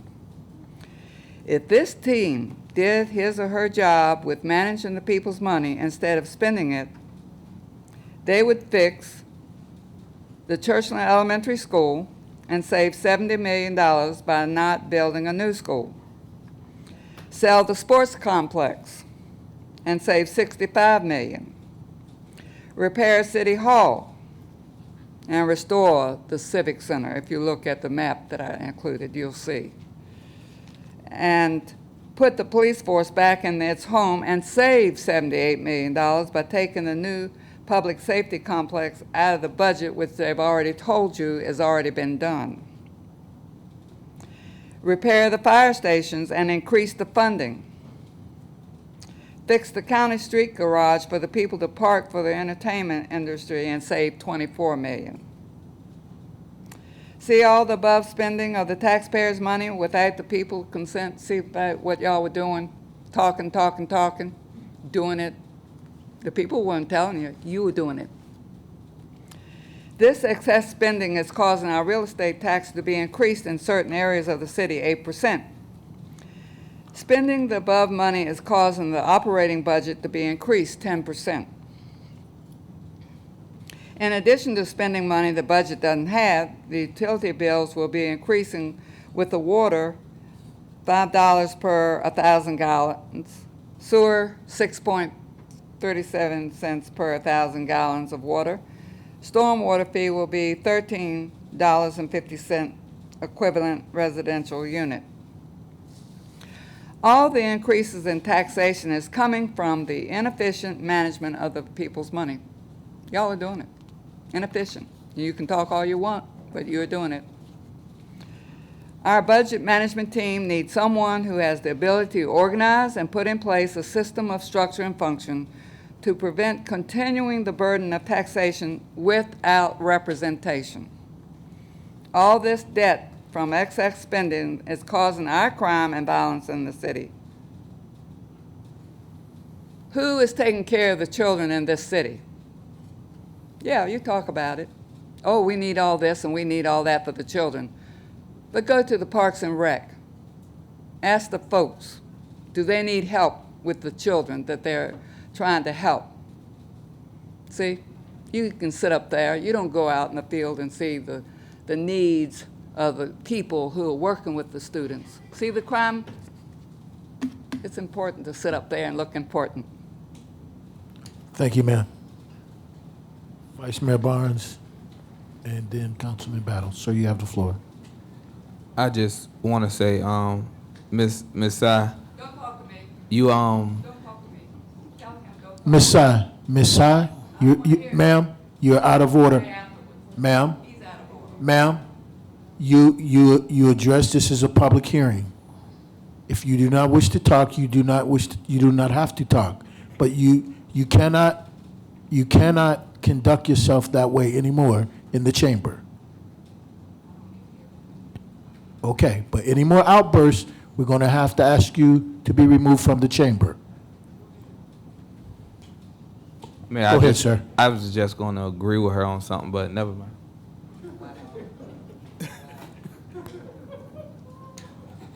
I'm going to pass, Mr. Mayor. Thank you, sir. Our next speaker is Mr. Mark Godaldig-Yatrovsky. Sir, you have 5 minutes.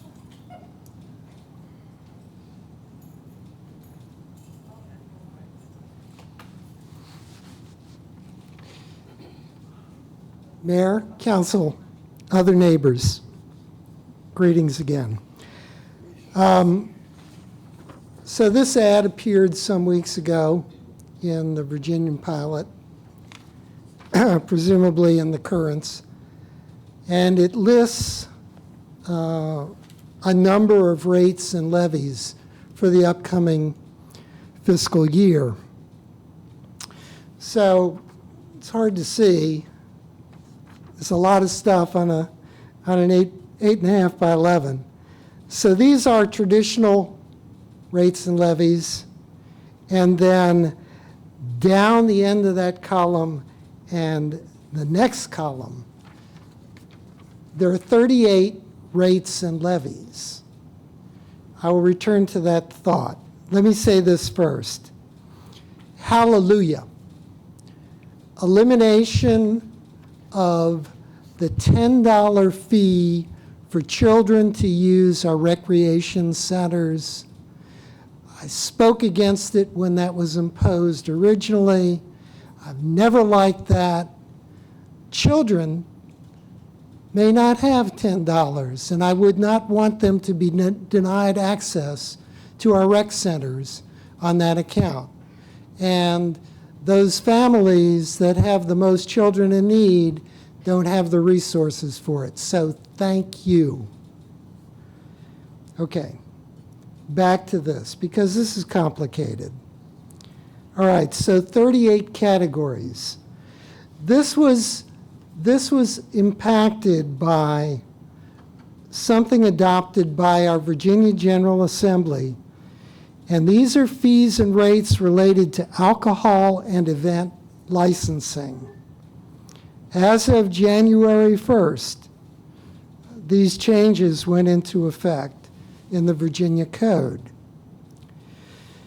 Well, 25 of the 38 fees did not exist prior to this time. And I have not seen any discussion in a public forum of why these fees ought to exist, and then what they ought to be. And there are a variety of them. I don't know if you all looked at these, council members, but I would hope you'd be curious about why, for example, an annual retail license on and off premises, wine and beer, at a historic cinema would be $20 per year, and yet an annual retail license off-premises beer and wine at a gourmet brewing shop would be $150 per year. It looks as though we're picking winners and losers here, that not all people in similar businesses are being assessed the same way. Now, there are some that have to do with the number of seats. You have a bigger venue, you're charged more. But is it proportional? Not necessarily so. I would like to see a presentation before you all adopt this schedule, going into the rationale for why these were set at these levels. You need to have equity in the way you enact taxes and fees on businesses. The other thing that I'm questioning is, are these in addition to whatever the State Alcoholic Beverage Control Board charges these folks? Is this a tax or a fee on top of a fee? I think you would want to have that information as well before you adopt the schedule. Thank you very much. Thank you, sir. And I know that when we had our work session, we were unable to cover this section on rates and fees. Mr. Burke, are you prepared to come and discuss this section on rates and fees? Please come forward, sir.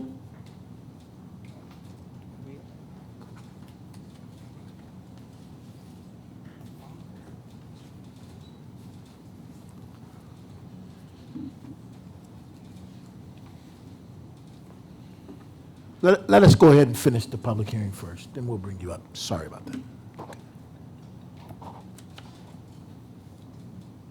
Once again, this is a public hearing.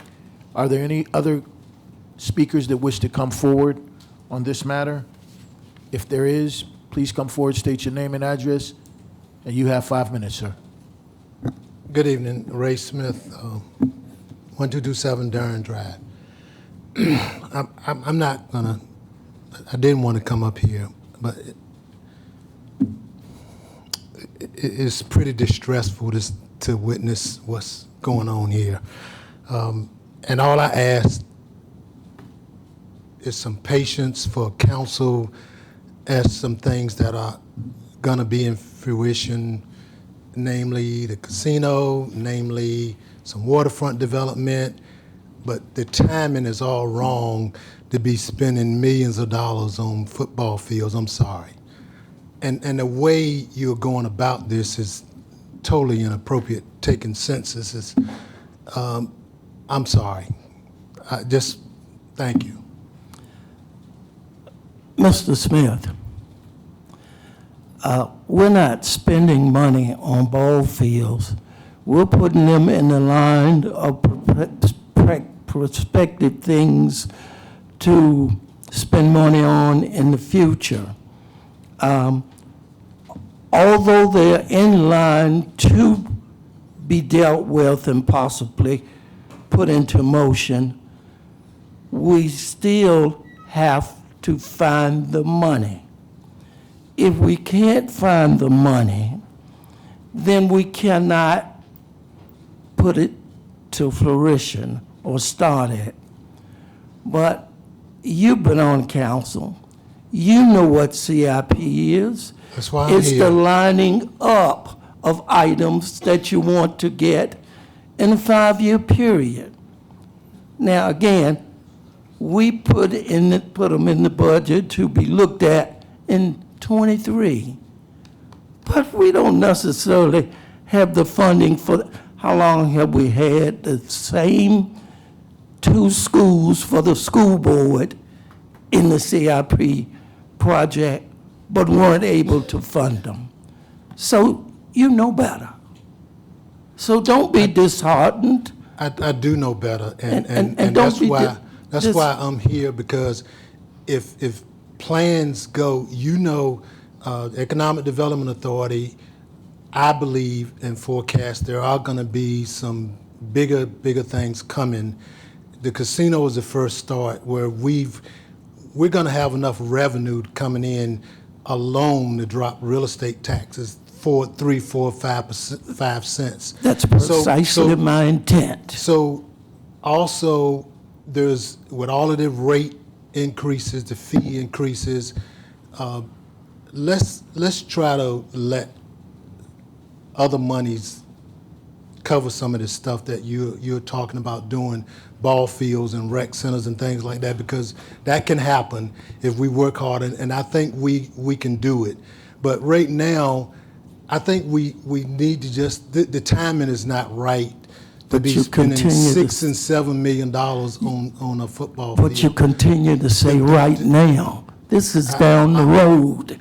No, I'm saying down the road it will be, but my you main keep- point. But you keep wanting it to be Councilman, now. No, that's not what I'm saying. That's not what I'm saying. I'm saying that if you're patient, we can get it down the road in a few, 2 or 3, 4 more years. I'm not saying, right now. I'm saying that there's things that can happen that can cover a lot of this. You talk about there is no way that you're gonna get any major sporting events to come here now. A concert, that's a whole different ball game, but you still don't even have the capacity for a real venue. But the thing of thinking that everybody's gonna come to Portsmouth with these football stadiums only holding 5,000 people, well, 2,500 in most of the cases, is not realistic. And the fact that folks are now not coming here because of the tolls and things like that, when they go to come here to do things, they're going to Chesapeake. We don't have their hotels. We need hotels, another nice hotel here. We need some more restaurants here that can really draw people. The casinos and the entertainment district are going to bring some of those things. I'm just saying, just be patient a little longer, and the timing is just not right for some of the things that you're pushing the city to do. But that's precisely what I was saying to you, what you turn around and said back to me. Don't do that to us. Thank you. Thank you, sir. Once again, this is a public hearing, and you can come forward and speak on this matter. You will have 5 minutes, and please state your name and address. Kentrail Devin, greetings. I will give my address privately, okay? I'm a Portsmouth resident. Yes, ma'am. Okay, awesome. I just want to applaud, first of all, the efforts that I see going into our youth. The time will never be right. So if you have to put it into the plans, I appreciate it. Do it. I had a son who played for Manor High School. It was Wilson at the time. He went off to play college, 4 years. There was something different about the games when they went to turf. So understanding the process, I say do it big, get it right the first time, so then you can add on if we have to increase the capacity for what we can do for our children. So put it into the process. Also, I want to say thank you to the Parks and Rec.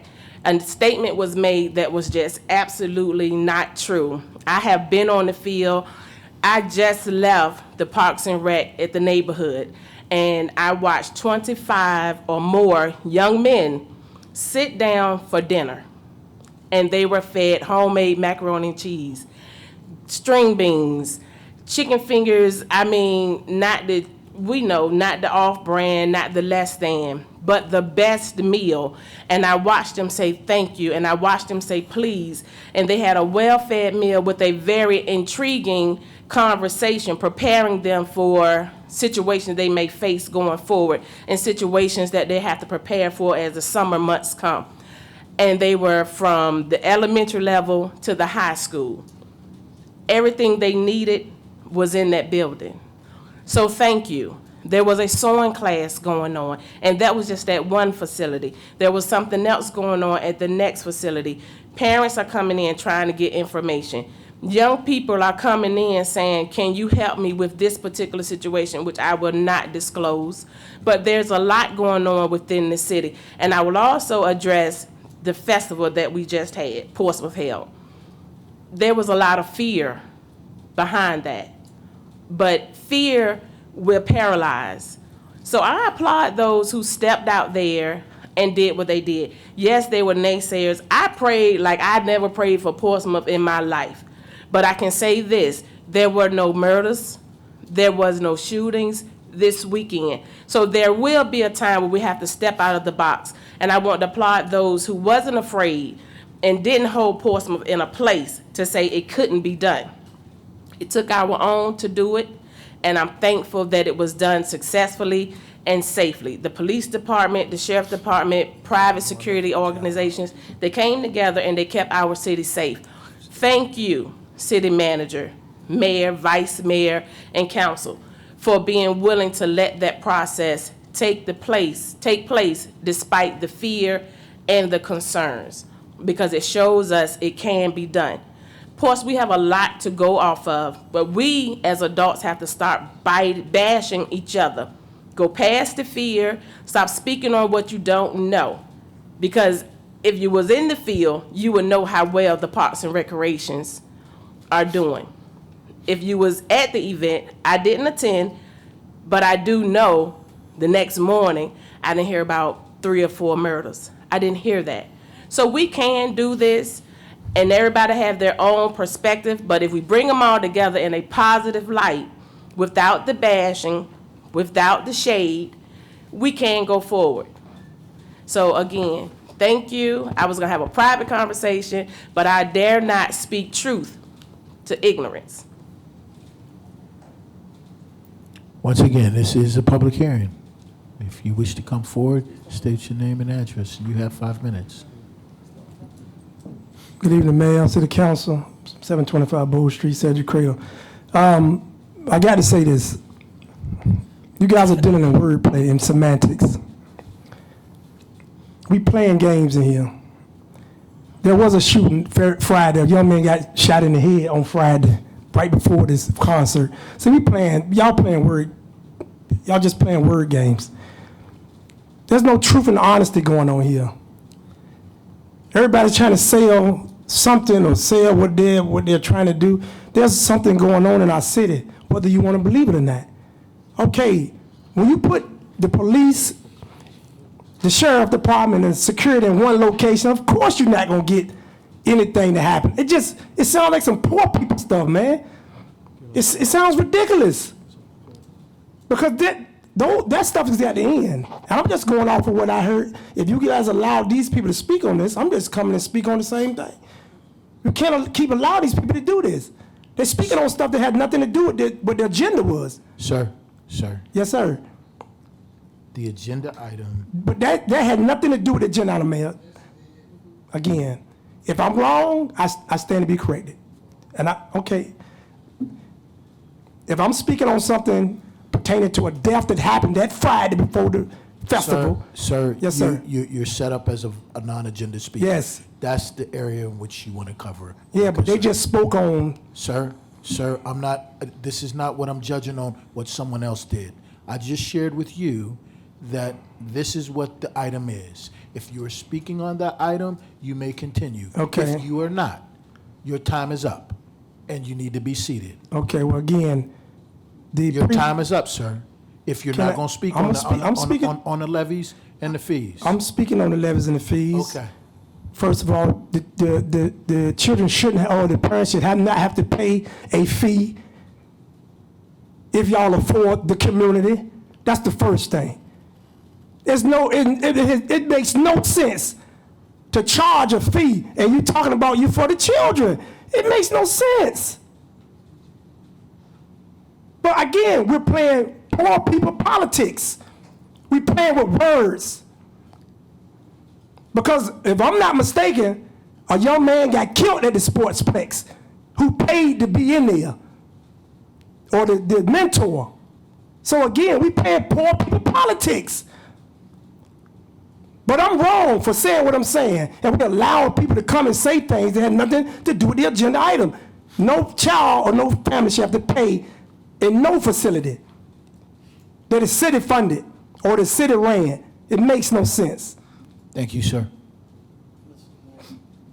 Mr. Battle, sir, you have the floor. Mr. Mayor, that $10 fee was not something that this council instituted. It don't matter. This was something that this council repealed.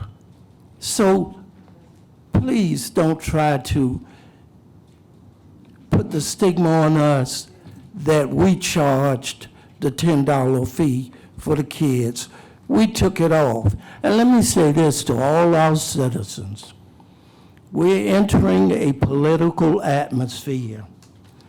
And in a political atmosphere, you find the greatest of Cajunness and folk that's stained with the ultimate chicanery.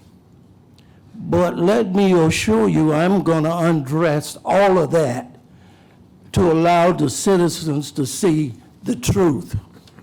Thank you. Thank you, sir. Well, again, he addressed me, I'm gonna address him.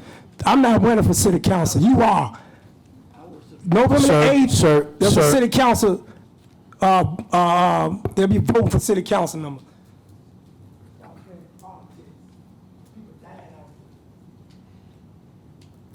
Thank you, sir. Once again, this is a public hearing. Anyone who wishes to come and speak on this matter, please come forward and you will have 5 minutes. Good evening again. My name is Sergio O'Neill. Live on Elm Avenue, 1420. Let me just say this: for the taxes and fees that have been reduced, the elimination of the charging for the membership for Parks and Recreation, I do applaud you all. I remember I grew up in Parks and Recreation. We didn't pay anything, and the amount of usage that came out those facilities is probably 10 times what it is right now. We are pay, I would think as much as we pay in taxes and all that, those facilities should have been free. There should have never been a fee for children to attend it. I appreciate what Councilman Battle has always pushed out about Parks and Recreation, because God knows without it, we would be way worse than what we are right now.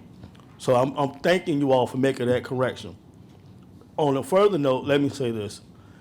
When it comes to asking for new things, that's all fine and dandy. I hear it loud and clear, but we have to be mindful of, we have to be in the spirit of making sure those new things are maintained down the road. So we're not 5 years down the line back in another CIP looking at putting a new roof on the same school that just got a roof 5 years ago. Because Portsmouth, and I'm not right, wrong, or indifferent, we have another issue is that we'll get something new, but we won't maintain it. And how that started, I really don't care, but we need to get out of that. We can't keep Band-Aid approaching fixing things, keep saying, oh, we need to put this in the CIP. Some of these buildings aren't even 20 years old, and we're looking at putting roofs and all that stuff. If you all don't know, when it comes to facilities management, materials grow in cost every year.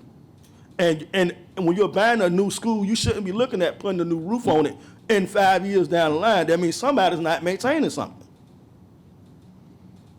Putting some fields that at some schools that have just gotten field improvements a year or two ago, that's a problem. Somebody need to be saying, is somebody doing their job maintaining what we have before we asking for another improvement? We got to be mindful of the amount of money that we are paying out in new without maintaining what we always have. There has to be a balance in there somewhere, some shape, fashion, or form. And I would implore City Council to make sure that, hey, school system, and I would have this same argument with them, is that making sure that when they're asking for new, they're maintaining what they already have, because in certain cases, priorities, like somebody mentioned earlier, have to be in order. In all cases, in all seriousness. But I don't want to see us go down this road where we are 5 years back, oh, well, now I got to put another roof or another HVAC system, because I remember that happened at Brighton, and Brighton is not that old. We shouldn't be there. So we got to make sure we're maintaining what we have, because I can guarantee you right now, that roof might be $35,000, $40,000 this year. It's going to be $60,000, $75,000 next year. And the further they go down the line, the more stuff's starting to cost. So to make sure that when they're asking, y'all ask the question, what is the maintenance looking like? Do they have people in place to make sure it's maintained the right way? Thank you. Thank you, sir. This is a public hearing, and anyone who wishes to come and speak, if you would state your name and address, you will have 5 minutes. Thank you.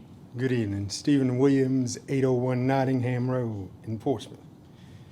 I was going to sit and not say anything, but when you hear repeatedly just ball fields, don't want to invest money in ball fields, If you're looking at it from that standpoint, that's all it is. But the maintenance of a turf field is less than having to cut the grass, reseed, have somebody out there to maintain it on a regular basis. So that's saving money on one area. It can save money in another area by having kids involved in more activities, because those same kids that are involved in those activities, not just kids, but the adults that are present, they're not out committing these violent crimes or crimes at that time. Not saying that they won't happen, because things do still happen.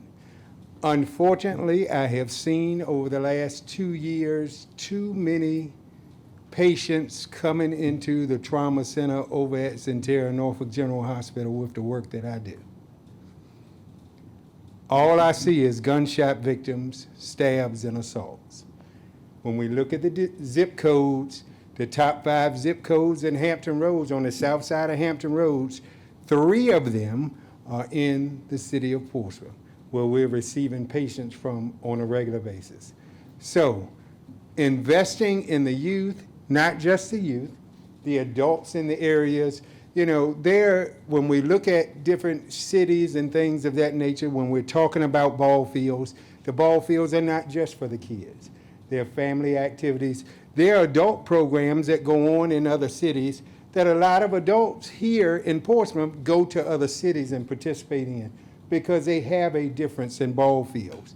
You know, when I came along years ago, I'm 51 now, it was no question that there were activities done after school.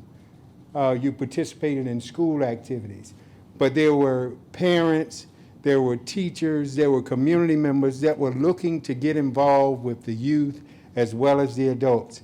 And I think that providing this opportunity for some new ball fields and things of that nature can bring some of those things back. Unfortunately, 2023 may be too long with the rate that we're going with the violent crimes that we're having in the city. We need to start doing some things now.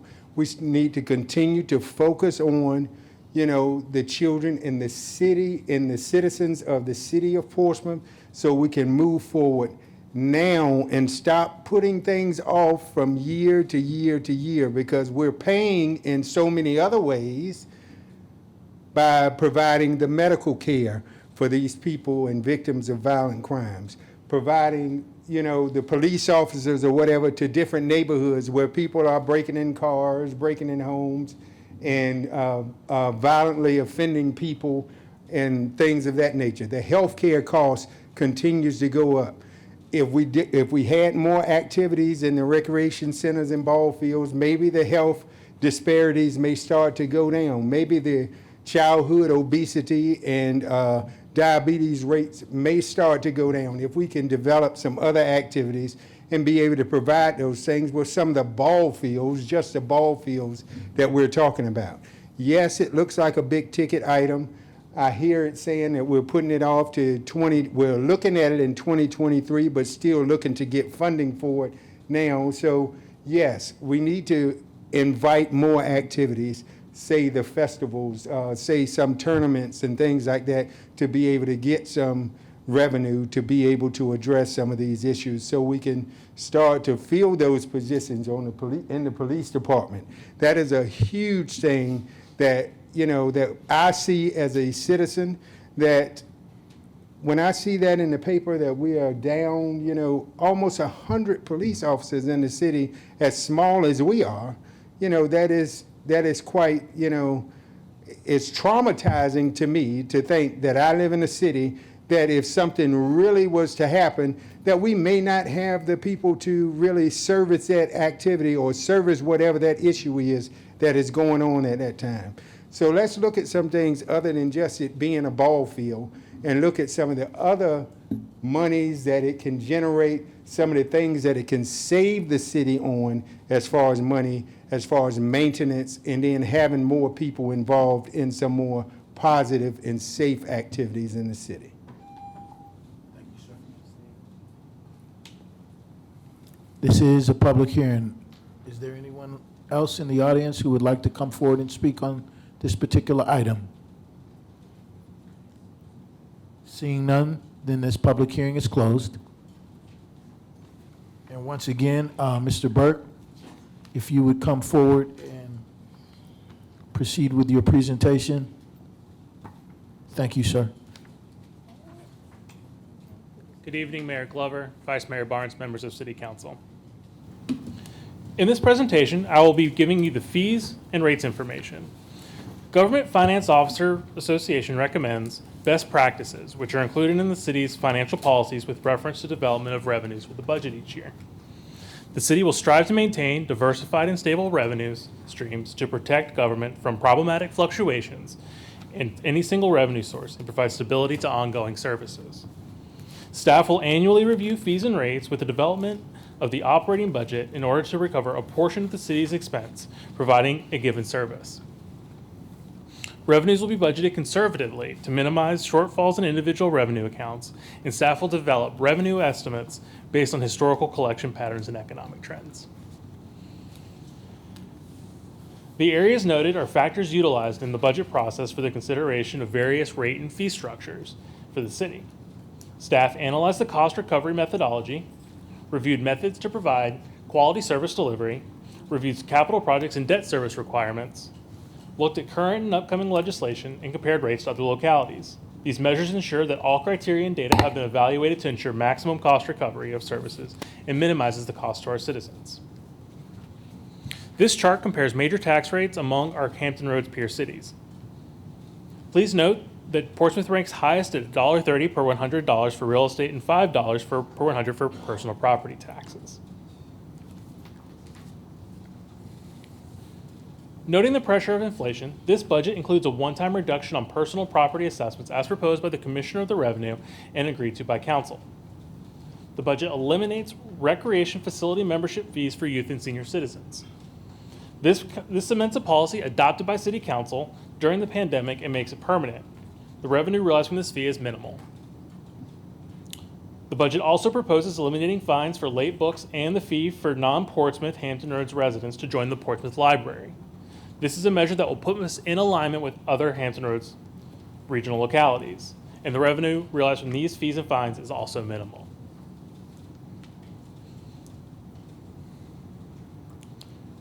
This budget continues the 5% annual increase of water and sewer rates, which was adopted as a policy in fiscal year 2018, but only goes into effect with council adoption. Water rates increased from $6.07 to $6.37 per 1,000 gallons. Sewer rates increased from $4.77 to $5.01 per 1,000 gallons. Rate and fee adjustment considerations promote the long-term financial planning of the department, align with American Water Works Association and regional rates, continue the operational best practices, and keep us in line with current and future regulatory requirements. Staff will be returning after budget adoption to propose usage rates for our industrial and non-taxable users. Just for council's information, this chart reflects the fiscal year 2020-22 water rates, indicating that Portsmouth has the second lowest water rate per 1,000 gallons. Stormwater management fees address the maintenance of stormwater infrastructure, which mitigates stormwater flooding, including ponds, lakes, ditches, and pump stations. It also funds the public education, resiliency efforts, and plan review personnel that reduce the impact of stormwater flooding going forward. Residents pay a flat fee of $13.50 per month, and non-residents pay $13.50 for each 1,877 square feet of impervious surface. This presentation discussed the fiscal year 2023 rates and fees. I will be glad to answer or report back on any questions that you have. Councilman Battle, sir, you have the floor. Thank you so much. So you said that the rates for personal property taxes went up from 48 to 88%. And then Mr. Edmonds asked the council to mitigate that tax. So this council asked the city manager to get with Mr. Edmonds and inserted $4 million to keep that rate at the same rate of last year and not go up from 48 to 88% on personal property taxes this year? Yes, sir. Oh, thank you, sir. Yes, sir, thank you. Dr. Whitaker, sure you have the floor. There was some previous discussion about the deposits that persons have to make for water. City Manager, can you Yes. expound that? I think we've taken that out as well. That's one of the things that we're reviewing, the water utility ordinance. That's one of the proposals that we will be coming back at a later time to talk about the deposits. Currently, the deposit rate is $170, and we want to change that to make it more in line. We also want to ensure that the deposit is applied as a credit on the bill once they demonstrate that they're paying the bill. But that's a part of the whole discussion and that we want to have with council regarding changing the categories in terms of adding the industrial category and then also looking at different rates for consumption. Okay, so does the budget reflect the change that's going to take place or No. what's presently in place? No, the budget does not Okay. reflect that change because we have to go through that process Okay. and make sure we come back to council with policy direction as to where we want to go, how much we want to charge, and have you review it comprehensively. All right, thank you. There are no other questions, so thank you, sir. Thank you.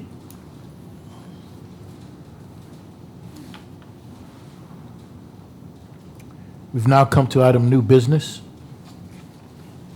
On our agenda, item 22-129. Vice Mayor Barnes, boards and commissions, Vice Mayor Barnes or Dr. Whitaker, are there any appointments to bring forward for consideration? No appointments tonight. Thank you, sirs. Item 22-130, items submitted by council members, appointment of our new city attorney. Council members, we are in need of a motion and a second. Yes, Mr. Mayor, I'm proud to present the following motion. To give it some context, on April the 7th, earlier this month, our nation witnessed the U.S. Senate confirm Ketanji Anyika Brown Jackson to become the first African American to serve on the U.S. Supreme Court. And here we are today, seeing history being made in Portsmouth. With the motion, I move that the Portsmouth City Council appoint LaVonda Graham Williams as the city attorney with starting salary of $200,000 plus benefits as agreed by council, and a start date of July 13, 2022. I think that's June 13th. Would that be correct, ma'am? Yeah, June 13th. June 13th, Yes, sir. 2022. We have a motion and a second. Madam Clerk. Second. Councilwoman Lucas Burke seconded. Yes, ma'am. Madam Clerk, would you please call the roll? Yes, sir. Mr. Barnes? Yes. Mr. Battle? Yes. Mrs. Lucas Burke? Yes. Mr. Moody? Yes. Dr. Whitaker? Yes. Mr. Woodard? Yes. Mayor Glover? Yes. And City Attorney LaVonda Graham Williams, ma'am, would you be so kind as to come forward so that we can recognize you?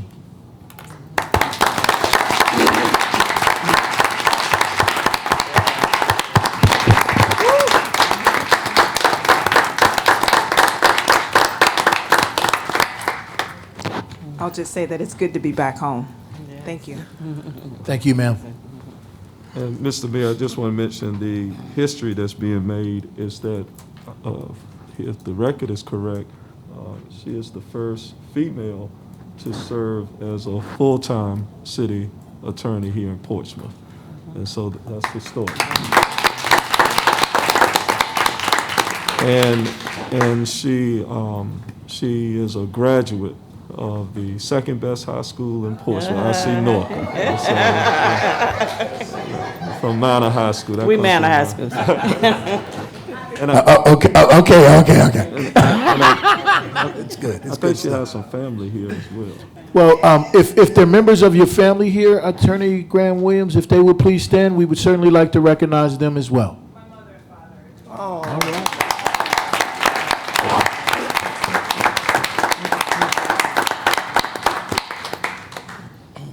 Well, we're excited to have you back home, ma'am. Council members, are there any additional items to submit? Vice Mayor Barnes. I actually have a lot, but I'm just going to talk about one. We did just have a monumental event this past weekend with the 420th Festival, and the two people who were organizing the event were both from Portsmouth. So I wanted to give them a shout out for turning our city into a concert venue this weekend. One of the things I've heard, festival, I'm sorry. One of the things I heard from a lot of people that went to it is when you walked into the sportsplex, you felt like you weren't in Portsmouth anymore. So it was definitely a major event. I attended the event. I had a lot of fun. Hopefully that in the future we can bring more festivals to our city. It brought a lot of different people here, and it brought a lot of revenue here. I'm excited to see what it can do in the future, and I just want to give kudos to Jermaine Green and Lakeisha Clue-Atkinson. And I would also like to add to that it was a great event, and Senator Lucas and my sister and myself were also involved. I had a little bit of my own feelings about it, but it was a great festival. It was well attended. Everyone was having fun. It was a unity type event. I lost my voice on Saturday and Sunday, so that's what people like. And I went into it to be non-biased, and I looked at the people and how they enjoyed themselves and how they, responded from each other. And the energy that I got from it was good, and people are looking for it again. So, thank you. Thank you, ma'am. Councilman Woodard, sir, you have the floor. Yeah, and like I said, I want to piggyback off that as well. It was a great event. It was a great look for our city. For once, I think the exposure that we was getting, it made you kind of proud to be from Portsmouth. And like I think one of the citizens said, they was praying the whole weekend for nothing to happen. And pretty much we came out the weekend with a clean slate. I think we also adopted a name from this weekend. A lot of people are trying to call Portsmouth Peaceful City, besides the derogatory name that often is called of Portsmouth. So I think it was a win for us. Everyone had their eyes on Portsmouth, not just Portsmouthians, but the whole Hampton Roads. They wanted to see could we pull this off, and pretty much we did. Also, one thing that I was very proud of, I grew up in the Prentice Park area, and to see the people rally and really give them a purpose that weekend, that was a sight to see. I don't know if you guys are familiar with going to Blacksburg, but when you go to Blacksburg, everyone is centered around Virginia Tech. That's what they're all centered around. When you eat something, it's pertaining to Virginia Tech. When you go somewhere, you see all Virginia Tech paraphernalia, and pretty much you was getting the same type of feeling this weekend with the 420th Fest, and also the Harley-Davidson event that was going around the corner. So it was just so many people in that area, and you can just feel the energy as well, like Councilwoman Burke said. But just to see the people come together for parking, water, just trying to service some of the tourists that was in the area, it was a good look for Portsmouth, and I was pretty excited. So just to talk about some other things I was doing to segue into that, I attended a ribbon cutting with our mayor, Shannon Glover, and Councilwoman Lisa Lucas Burke, Councilman Moody. We all attended the Cure ribbon cutting, and they'll be selling some fantastic coffee and also some treats, I'll say, that may, some pastries, I'll say, that may hit your stomach in the right way. But shout out to Chris Shelton and Mr. Mike Aston for opening up a new small business here in Old Town. Also, I attended a Old Town community walk with our Chief Prince, and our city manager. We walked throughout the Old Town community to spread awareness of locking your doors, information on any numbers that some of our citizens may not have, emergency numbers and non-emergency numbers, and they were pretty ecstatic pretty much to get this information. So we were just doing our part, and I thank the chief and I thank our city manager for spreading this awareness. Also, I'm gonna get one more, Mayor. I know I'm scratching your list off over there. But we also attended the Fire and Rescue Annual Awards. It was a great event, great MC. If I'm correct, Mr. Thomas Sessoms was the MC, and he was a delight to share all the awesome stories that our firemen and our paramedics embarked on during their heroic efforts to make sure that our city is safe. So so kudos to them.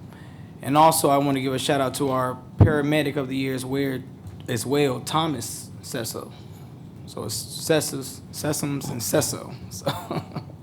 So I just want to give him a shout out as well. And one more thing, I had my 100 Easter basket giveaway in the Prentice Park community. A lot of kids showed up. Vice Mayor Barnes came by as well. And we made sure that we put some smiles on some kids' faces. And we also gave out 50 movie tickets as well for the kids to attend the Sonic premiere. So, it was very festive, and everyone was invited. I do this every year, and I will continue to do it to make sure that our kids know that we care about them. We're just not in leadership roles for grandstanding. We want to make sure that you know that we're in your community, we're touchable, and you can access us at any time for any concerns that plague you. Thank you. Thank you, sir. Vice Mayor Barnes, sir, you have the floor. Just want to mention one more thing in regards to the festival. What it also did was create entrepreneurs in the Prentice Park neighborhood, because you had a lot of people who had provided parking areas, they provided food, restaurants, just a lot of different things. For myself, I actually parked in somebody's yard. I actually could have parked on the street for free, but I saw the hustle. So I paid the money to park in their yard, because, that's what we're supposed to do in Portsmouth. We're supposed to look out for our people. So I definitely want to say shout out to, again, the organizers for creating that opportunity for the people of Prentice Park. Councilman Battle, sir, you have the floor. I was contacted by Urology and Associates of Tidewater, the president, and he made me aware that the city of Portsmouth is #1 in prostate cancer deaths. So they would like to set up workshops to deal with prevention and treatment and maintenance. And I'll be getting with the city manager, and we'll bring some feedback on how we're going to set that up next meeting. Thank you. Thank you, sir. And on Saturday morning and afternoon, I attended the College Career Carnival at City Park. Kendra Robinson and her organization had a wonderful event. They asked me to volunteer to be in the dunk tank so that we could encourage young people to participate. In any event, there were a number of young people out there in colleges and universities was providing information for those young people to enroll and take advantage of what is available to them in terms of higher education. So we were excited about that, and we look forward to continuing to support those types of efforts. Thank you. Ms. Jones, you've come to item 22-131. Are there any pending items, ma'am? No, they're not. Thank you. We've now come to item 22-132.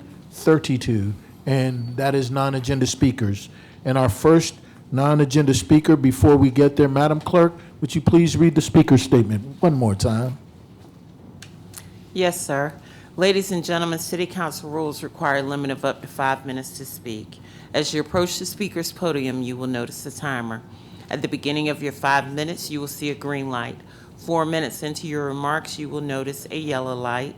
At the end of 5 minutes, you will see a red light, hear a beep, and we ask that you conclude your comments at that time. While speakers have an opportunity to address council on matters of public concern, all comments should be made in a manner that respects the seriousness of the forum and should not be made in a belligerent, sarcastic, or demeaning fashion. All remarks shall be directed to the city council as a body rather than any particular member of the city council, staff, or the audience, and should be limited to matters that only the Portsmouth City Council can influence. A speaker who fails to observe this basic rule of decorum will be deemed out of order and not allowed to conclude his or her comments. Thank you, ma'am. Our first speaker is Melissa Williams. Miss Melissa Williams. Good evening, ma'am. You have 5 minutes. Good afternoon, everybody. My name is Melissa Williams. I'm a lifelong resident of Portsmouth, Virginia, and I'm a Navy veteran. I wanted to come and speak directly towards the community that I reside in, which is the Douglas Park area of Portsmouth, Virginia. Before I get into exactly why I'm speaking towards that community, I just want to point out that I know that where we live around a lot of food deserts. We don't have any type of health food stores. We don't have a Whole Food store or anything like that. And I was coming to see how we could start a community garden in the Douglas Park area. Probably about a couple of weeks ago, I was out in front of my yard. I have my own personal garden, and a couple of kids from the neighborhood just came and walked up to me and asked me if they could help me. So I was, helping them and trying to teach them about, how to grow certain things and, how to do agriculture, horticulture, so to speak.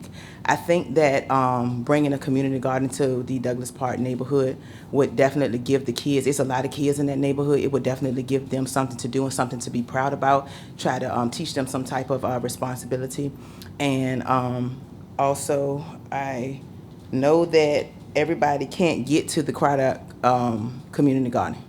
Everybody can't get there, so I was asking how I could go about trying to start a community garden in the Douglas Park community. Or if we can get a Whole Food store. I know the last time I came up here, I did say something about it, but I keep seeing more car washes. So instead of car washes, can we at least either get a Whole Food store or try to start a community garden? I want to give the kids something to do. I wouldn't mind, heading it or whatever the case may be, but I want to dedicate, my time to these kids because they are going to be our future generation. Thank you, ma'am. Thank you. Yes, sir. Vice Mayor Barnes, you have the floor. Is there any information that we can do after the meeting to help her with so she can start that? I was going to say that her comment here tonight started the process, so we'll get with her. We have her information, and we'll make sure to touch base with you to see where we go next. Thank you, Ms. Williams. Councilwoman Lucas Burke, ma'am, you have the floor. Thank you. Thank you, Ms. Williams, for bringing that up. I have been working with a close friend of mine. I don't know if you know Ms. Michelle Smith that lives in the Cavalier Manor area, and she has been on me to start some kind of garden. So you're right on point with what needs to happen. And our youth do like being involved in activities like that. So once we get that started, I know that Michelle Smith would be a great asset to helping you and others with that project. Thank you. Our next speaker, Ms. Marissa Adams. Ms. Adams, please come forward. And ma'am, you have 5 minutes.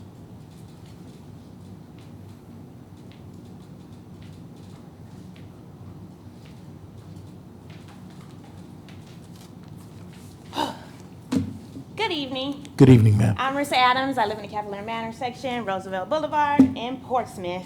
I owe you guys all an apology. When I came down here last time I spoke and I wasn't as prepared as I'm used to. I misplaced my notes, so I kind of rambled, but I got them today, okay? So don't worry. I gave my memory more credit than it deserved, and in my disorganized presentation of thought, I publicly threw someone to whom I love and admire under the bus indirectly and unintentionally. You know, there's a quote that says, "Be careful of becoming a critic. Criticism sours the heart." Whew, my heart has been sour for a little while now. I like to call it discouragement because it sounds good, but it's outright low-key bitterness. As a citizen, the things I've asked for, the support I've requested from the city by way of council, I've received it. As someone who takes interest in tourism, I'm proud to see the city begin to thrive despite some of the more negative aspects that are constantly highlighted. I went to the 420-ish festival. It was fabulous, by the way. But anyways, as someone who has a grassroots nonprofit youth organization, I'm frustrated. I'm actually mad. Initially, I attributed the lack of opportunity to lack of visibility, but I started reaching out to local organizations and quickly found that wasn't entirely the case. So that's when my heart began to sour. That's when I began saying, oh, I get it, it's nepotism. Oh, I get it, it's because I'm not a native. With that being said, I had to take a deep look within myself and consider the things that I say publicly in these hearings. Coming down here constantly talking about people I've encountered who don't support the city should make community members and organizations leery to connect and share opportunities with me. I get that, I really do.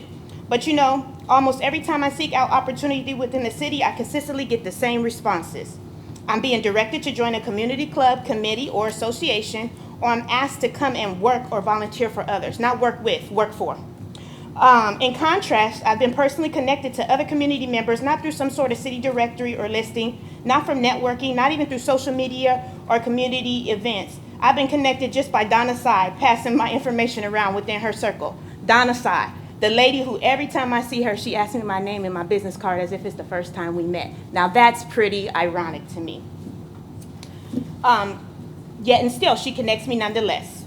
Last meeting, I noticed as I spoke about Portsmouth being cliquish, there was an energy shift in the room. I think I may have even saw Mr. Battle, my good friend Mr. Battle over there, cover his face and shake his head. Although true, Portsmouth being cliquish is certainly not a council issue, but the appearances of lack of regard for impartiality in funding, contracts, and board and commission appointments is. I've watched meeting after meeting where members of council have repeatedly told business owners in here for permit approvals how much they want to see them and their businesses succeed. So now I say, what about some of these youth organizations whose leaders cannot attend council meetings? What about newly founded youth providers who haven't been already established for 3 years? Where is the sentiments of regard for their success? As a citizen of Portsmouth, I represent a minority, not because I'm black and not because I'm female, but because at the age of 37, almost 38, I represent the small percentage of eligible voters that actually participate in local elections, especially elections that are not being held during the same year as a presidential election. Additionally, I represent a small percentage of residents who put a portion of their household income right back into the city of Portsmouth, not through a mutually beneficial business venture or entity, not even counting taxes, but as a matter of personal choice in support of the city where I reside. Statistically speaking, that is not the norm. Let's be clear, I'm not saying this for applause or clout. I bring this up because I watch how y'all peddle the business owners who start or bring their businesses here, business owners who may or may not be residents of Portsmouth, by the way, but what about the residents and taxpayers who live here? The message being sent is revenue over everything, revenue at all costs. Now, what good is a good jail if we have a police officer shortage? I understand it's just proposed and it's not funded, but, you know, bear with me with that. That just blows my mind. What services have been implemented to prevent recidivism? Even more, what good is a new jail if we have yet to find, arrest, convict anyone for all the unsolved murders we hear about in these chambers every meeting? What efforts have the city made to find and assist youth providers who are newly established? Those ARPA funds, were they ever dispersed to the youth programs or did they just disappear because they're no longer existing apparently? What good does renovating existing recreational facilities do when there seems to be limited opportunities for youth providers to conduct programming in the rec centers? I'm losing my time, so I'm kind of skipping around. I'm not knocking anybody's hustle. Personally, it's been my experience that purpose and popularity don't usually align. I'm not here out of selfish ambition or conceit. I'm not here to be popular, but if popularity, profitability, and likability continue to be the prerequisite for opportunity in this city, then I'm going to lose every single time. I'm just here lending my insight and perspective based off of experiences. And personally, I like to be considered for opportunities in the city without having to pay to join every business club or committee in the city or meet with city leaders offline. One more thing, please, real fast. Can I? Please complete your. Okay. I swear I time myself, but I always go over. That said, to be clear, I'm here requesting impartiality, equity, and clear qualification guidelines for appointment to city boards and commissions. Additionally, I'm asking for further consideration regarding qualifications for newly established youth organizations, not just sports related. And lastly, since everybody doesn't watch these hearings online and everybody doesn't have access to cable channels 46 through 48, I'm asking for equal access to the enhanced communication channel so that all citizens are adequately updated on day-to-day operations as well as opportunities and services within the city. Thank you. Thank you, ma'am. Our next speaker is Mr. Sergio Neal.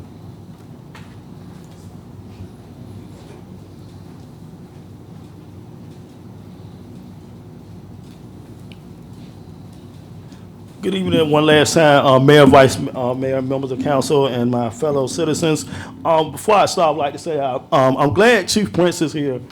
I've been hearing a lot of his talk on the new technology that's out called Spot Shotter.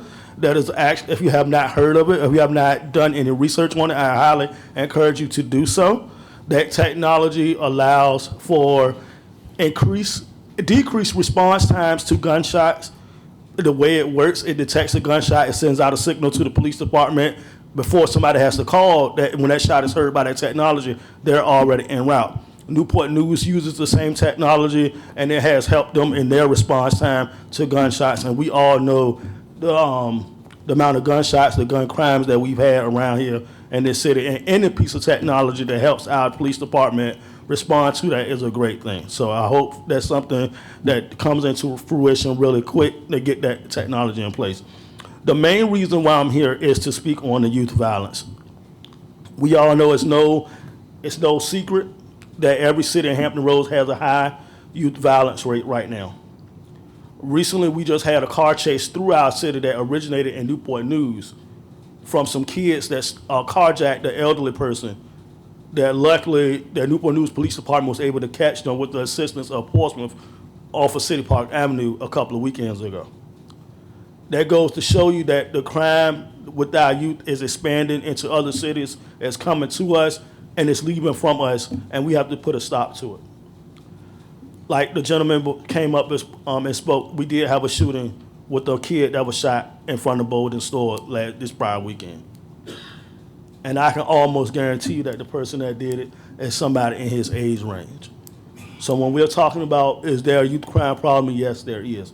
But I believe that the city has to do more, faster, along with the help of the community to get this situation resolved as quickly as possible.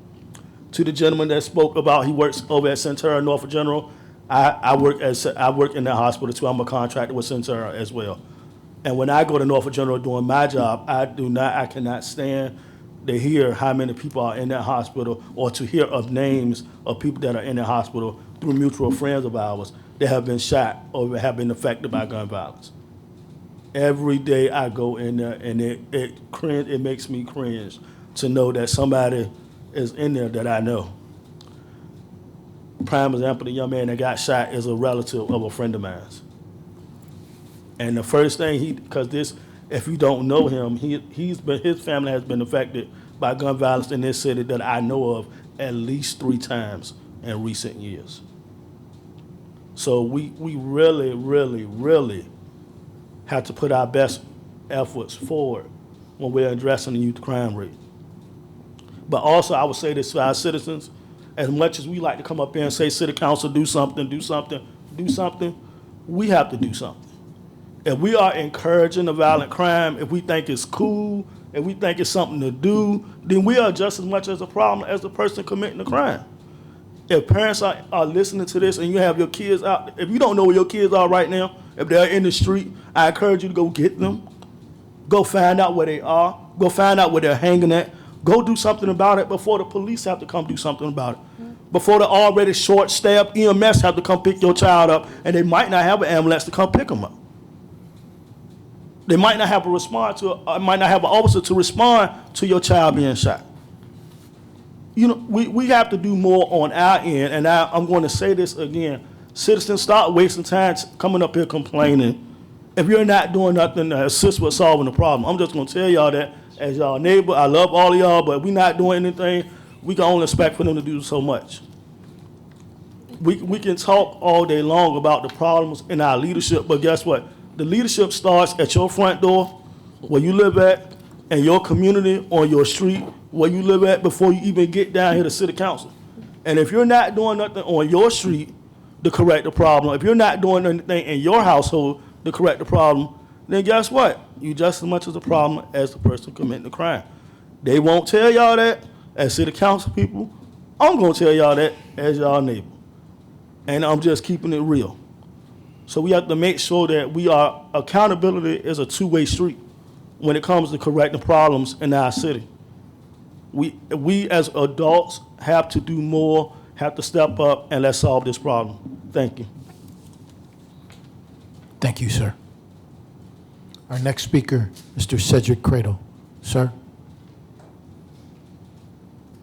you have 5 minutes.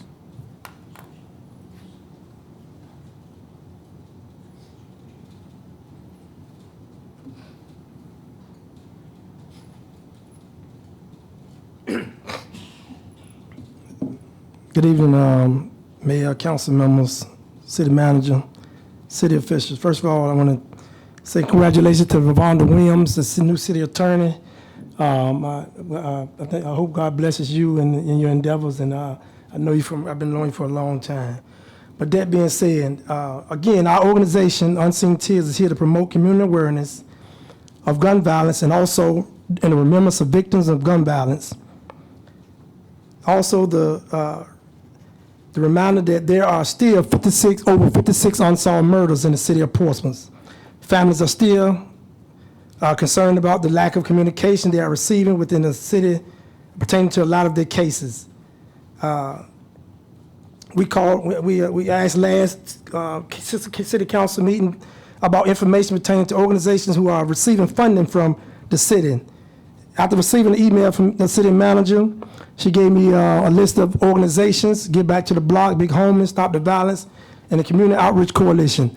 My thing is, what is their function? What service do they provide? How can the families access them?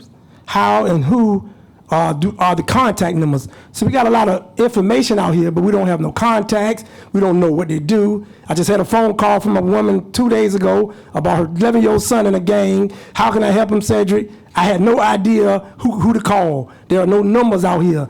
And everybody's always talking about, oh, just call me or call me. But I don't have no numbers to call if these organizations are being funded by the city. You see, when you play politics with poor people, by sitting back and selling them dreams in which you know and I know will never come true, you don't care about results. Not saying it's council, but I'm talking about people in these organizations. When are we going to ask for results that they're yielding if we're providing funding for some of these organizations? Some of you guys, council members, we're at the festival, and I love the excitement that you showed. But I need to see some excitement with the cameras on the lights. Y'all, we worried about the football fields, and which I know is vital for young people. But what about the young man who got killed at a city intersection where the camera wasn't working? We could have caught a murder suspect. But again, I'm just saying. Citizens, November the 8th of this year, I'm not running for councilman or mayor or whatever the seats are coming up, but I'm asking you guys to get out and vote, because we need diversity and we need real leaders. And before I leave, like I always do, I got to mention Melania Scott, who was killed. She was 7 years old, that young baby right there. And many of the council members have children. And your child could have, well, I know most of our children had to be 7 years old, but that young lady would never get to see a prom. But anyway, I'm just talking. Here are some of the unsolved murders that are still relevant in the city of Portsmouth. Corey Turner, Mario Turner, Jaquan Johnson, Antonio Atkins, Carlton Dodd, Tashik Wolf, Jeff Bazemore, Tasia Hicks, Jamal Kinghead, Darion Granger, Majay, Damon Sykes, Lakeisha Smith, DeAndre Morrison, Antoine Wiggins, Talik Farmer, Vernon Norville, Yashin Caraway, James Hill, Javar Williams, Kamadre Howard, Kareem Bache, Andre Hall, Dante Collins, Robert Artis, Malcolm Hoskins, Omar Booker, Robert Langston, Nicholas Suggs, Andre Bethea, Curtis Walton, Mari Collins, Brian Williams, Rakeem Gray, Quam, William Selfridge, Carlson Baines, Rodney Anderson, and Melanie Everett. I said those names to remind you, not as I don't want to be the salt on your parade, but again, these are real issues. And I want you to know, some teenagers killed that baby since we're talking about youth violence. And they still haven't been adjudicated. And the mother is still going through trauma, waiting for. The greatest thing that happened to me in the past 2 days, I went to a trial, a murder trial, which is still going on. I'm not going to talk about it, but kudos to the Commonwealth attorney who waited, who didn't wait. It took them 5 years to get this thing on the books, but guess what? The families get ready to get justice. And again, City of Portsmouth is moving in the right direction, but I'm just saying we need to move a little bit quicker. Thank you. Thank you, sir. Our next speaker is Robin Parham. Robin Parham. Is Ms. Parham in the room? That was our last speaker for the evening. Seeing no more business to be conducted by our council, this meeting is adjourned, and you all be safe.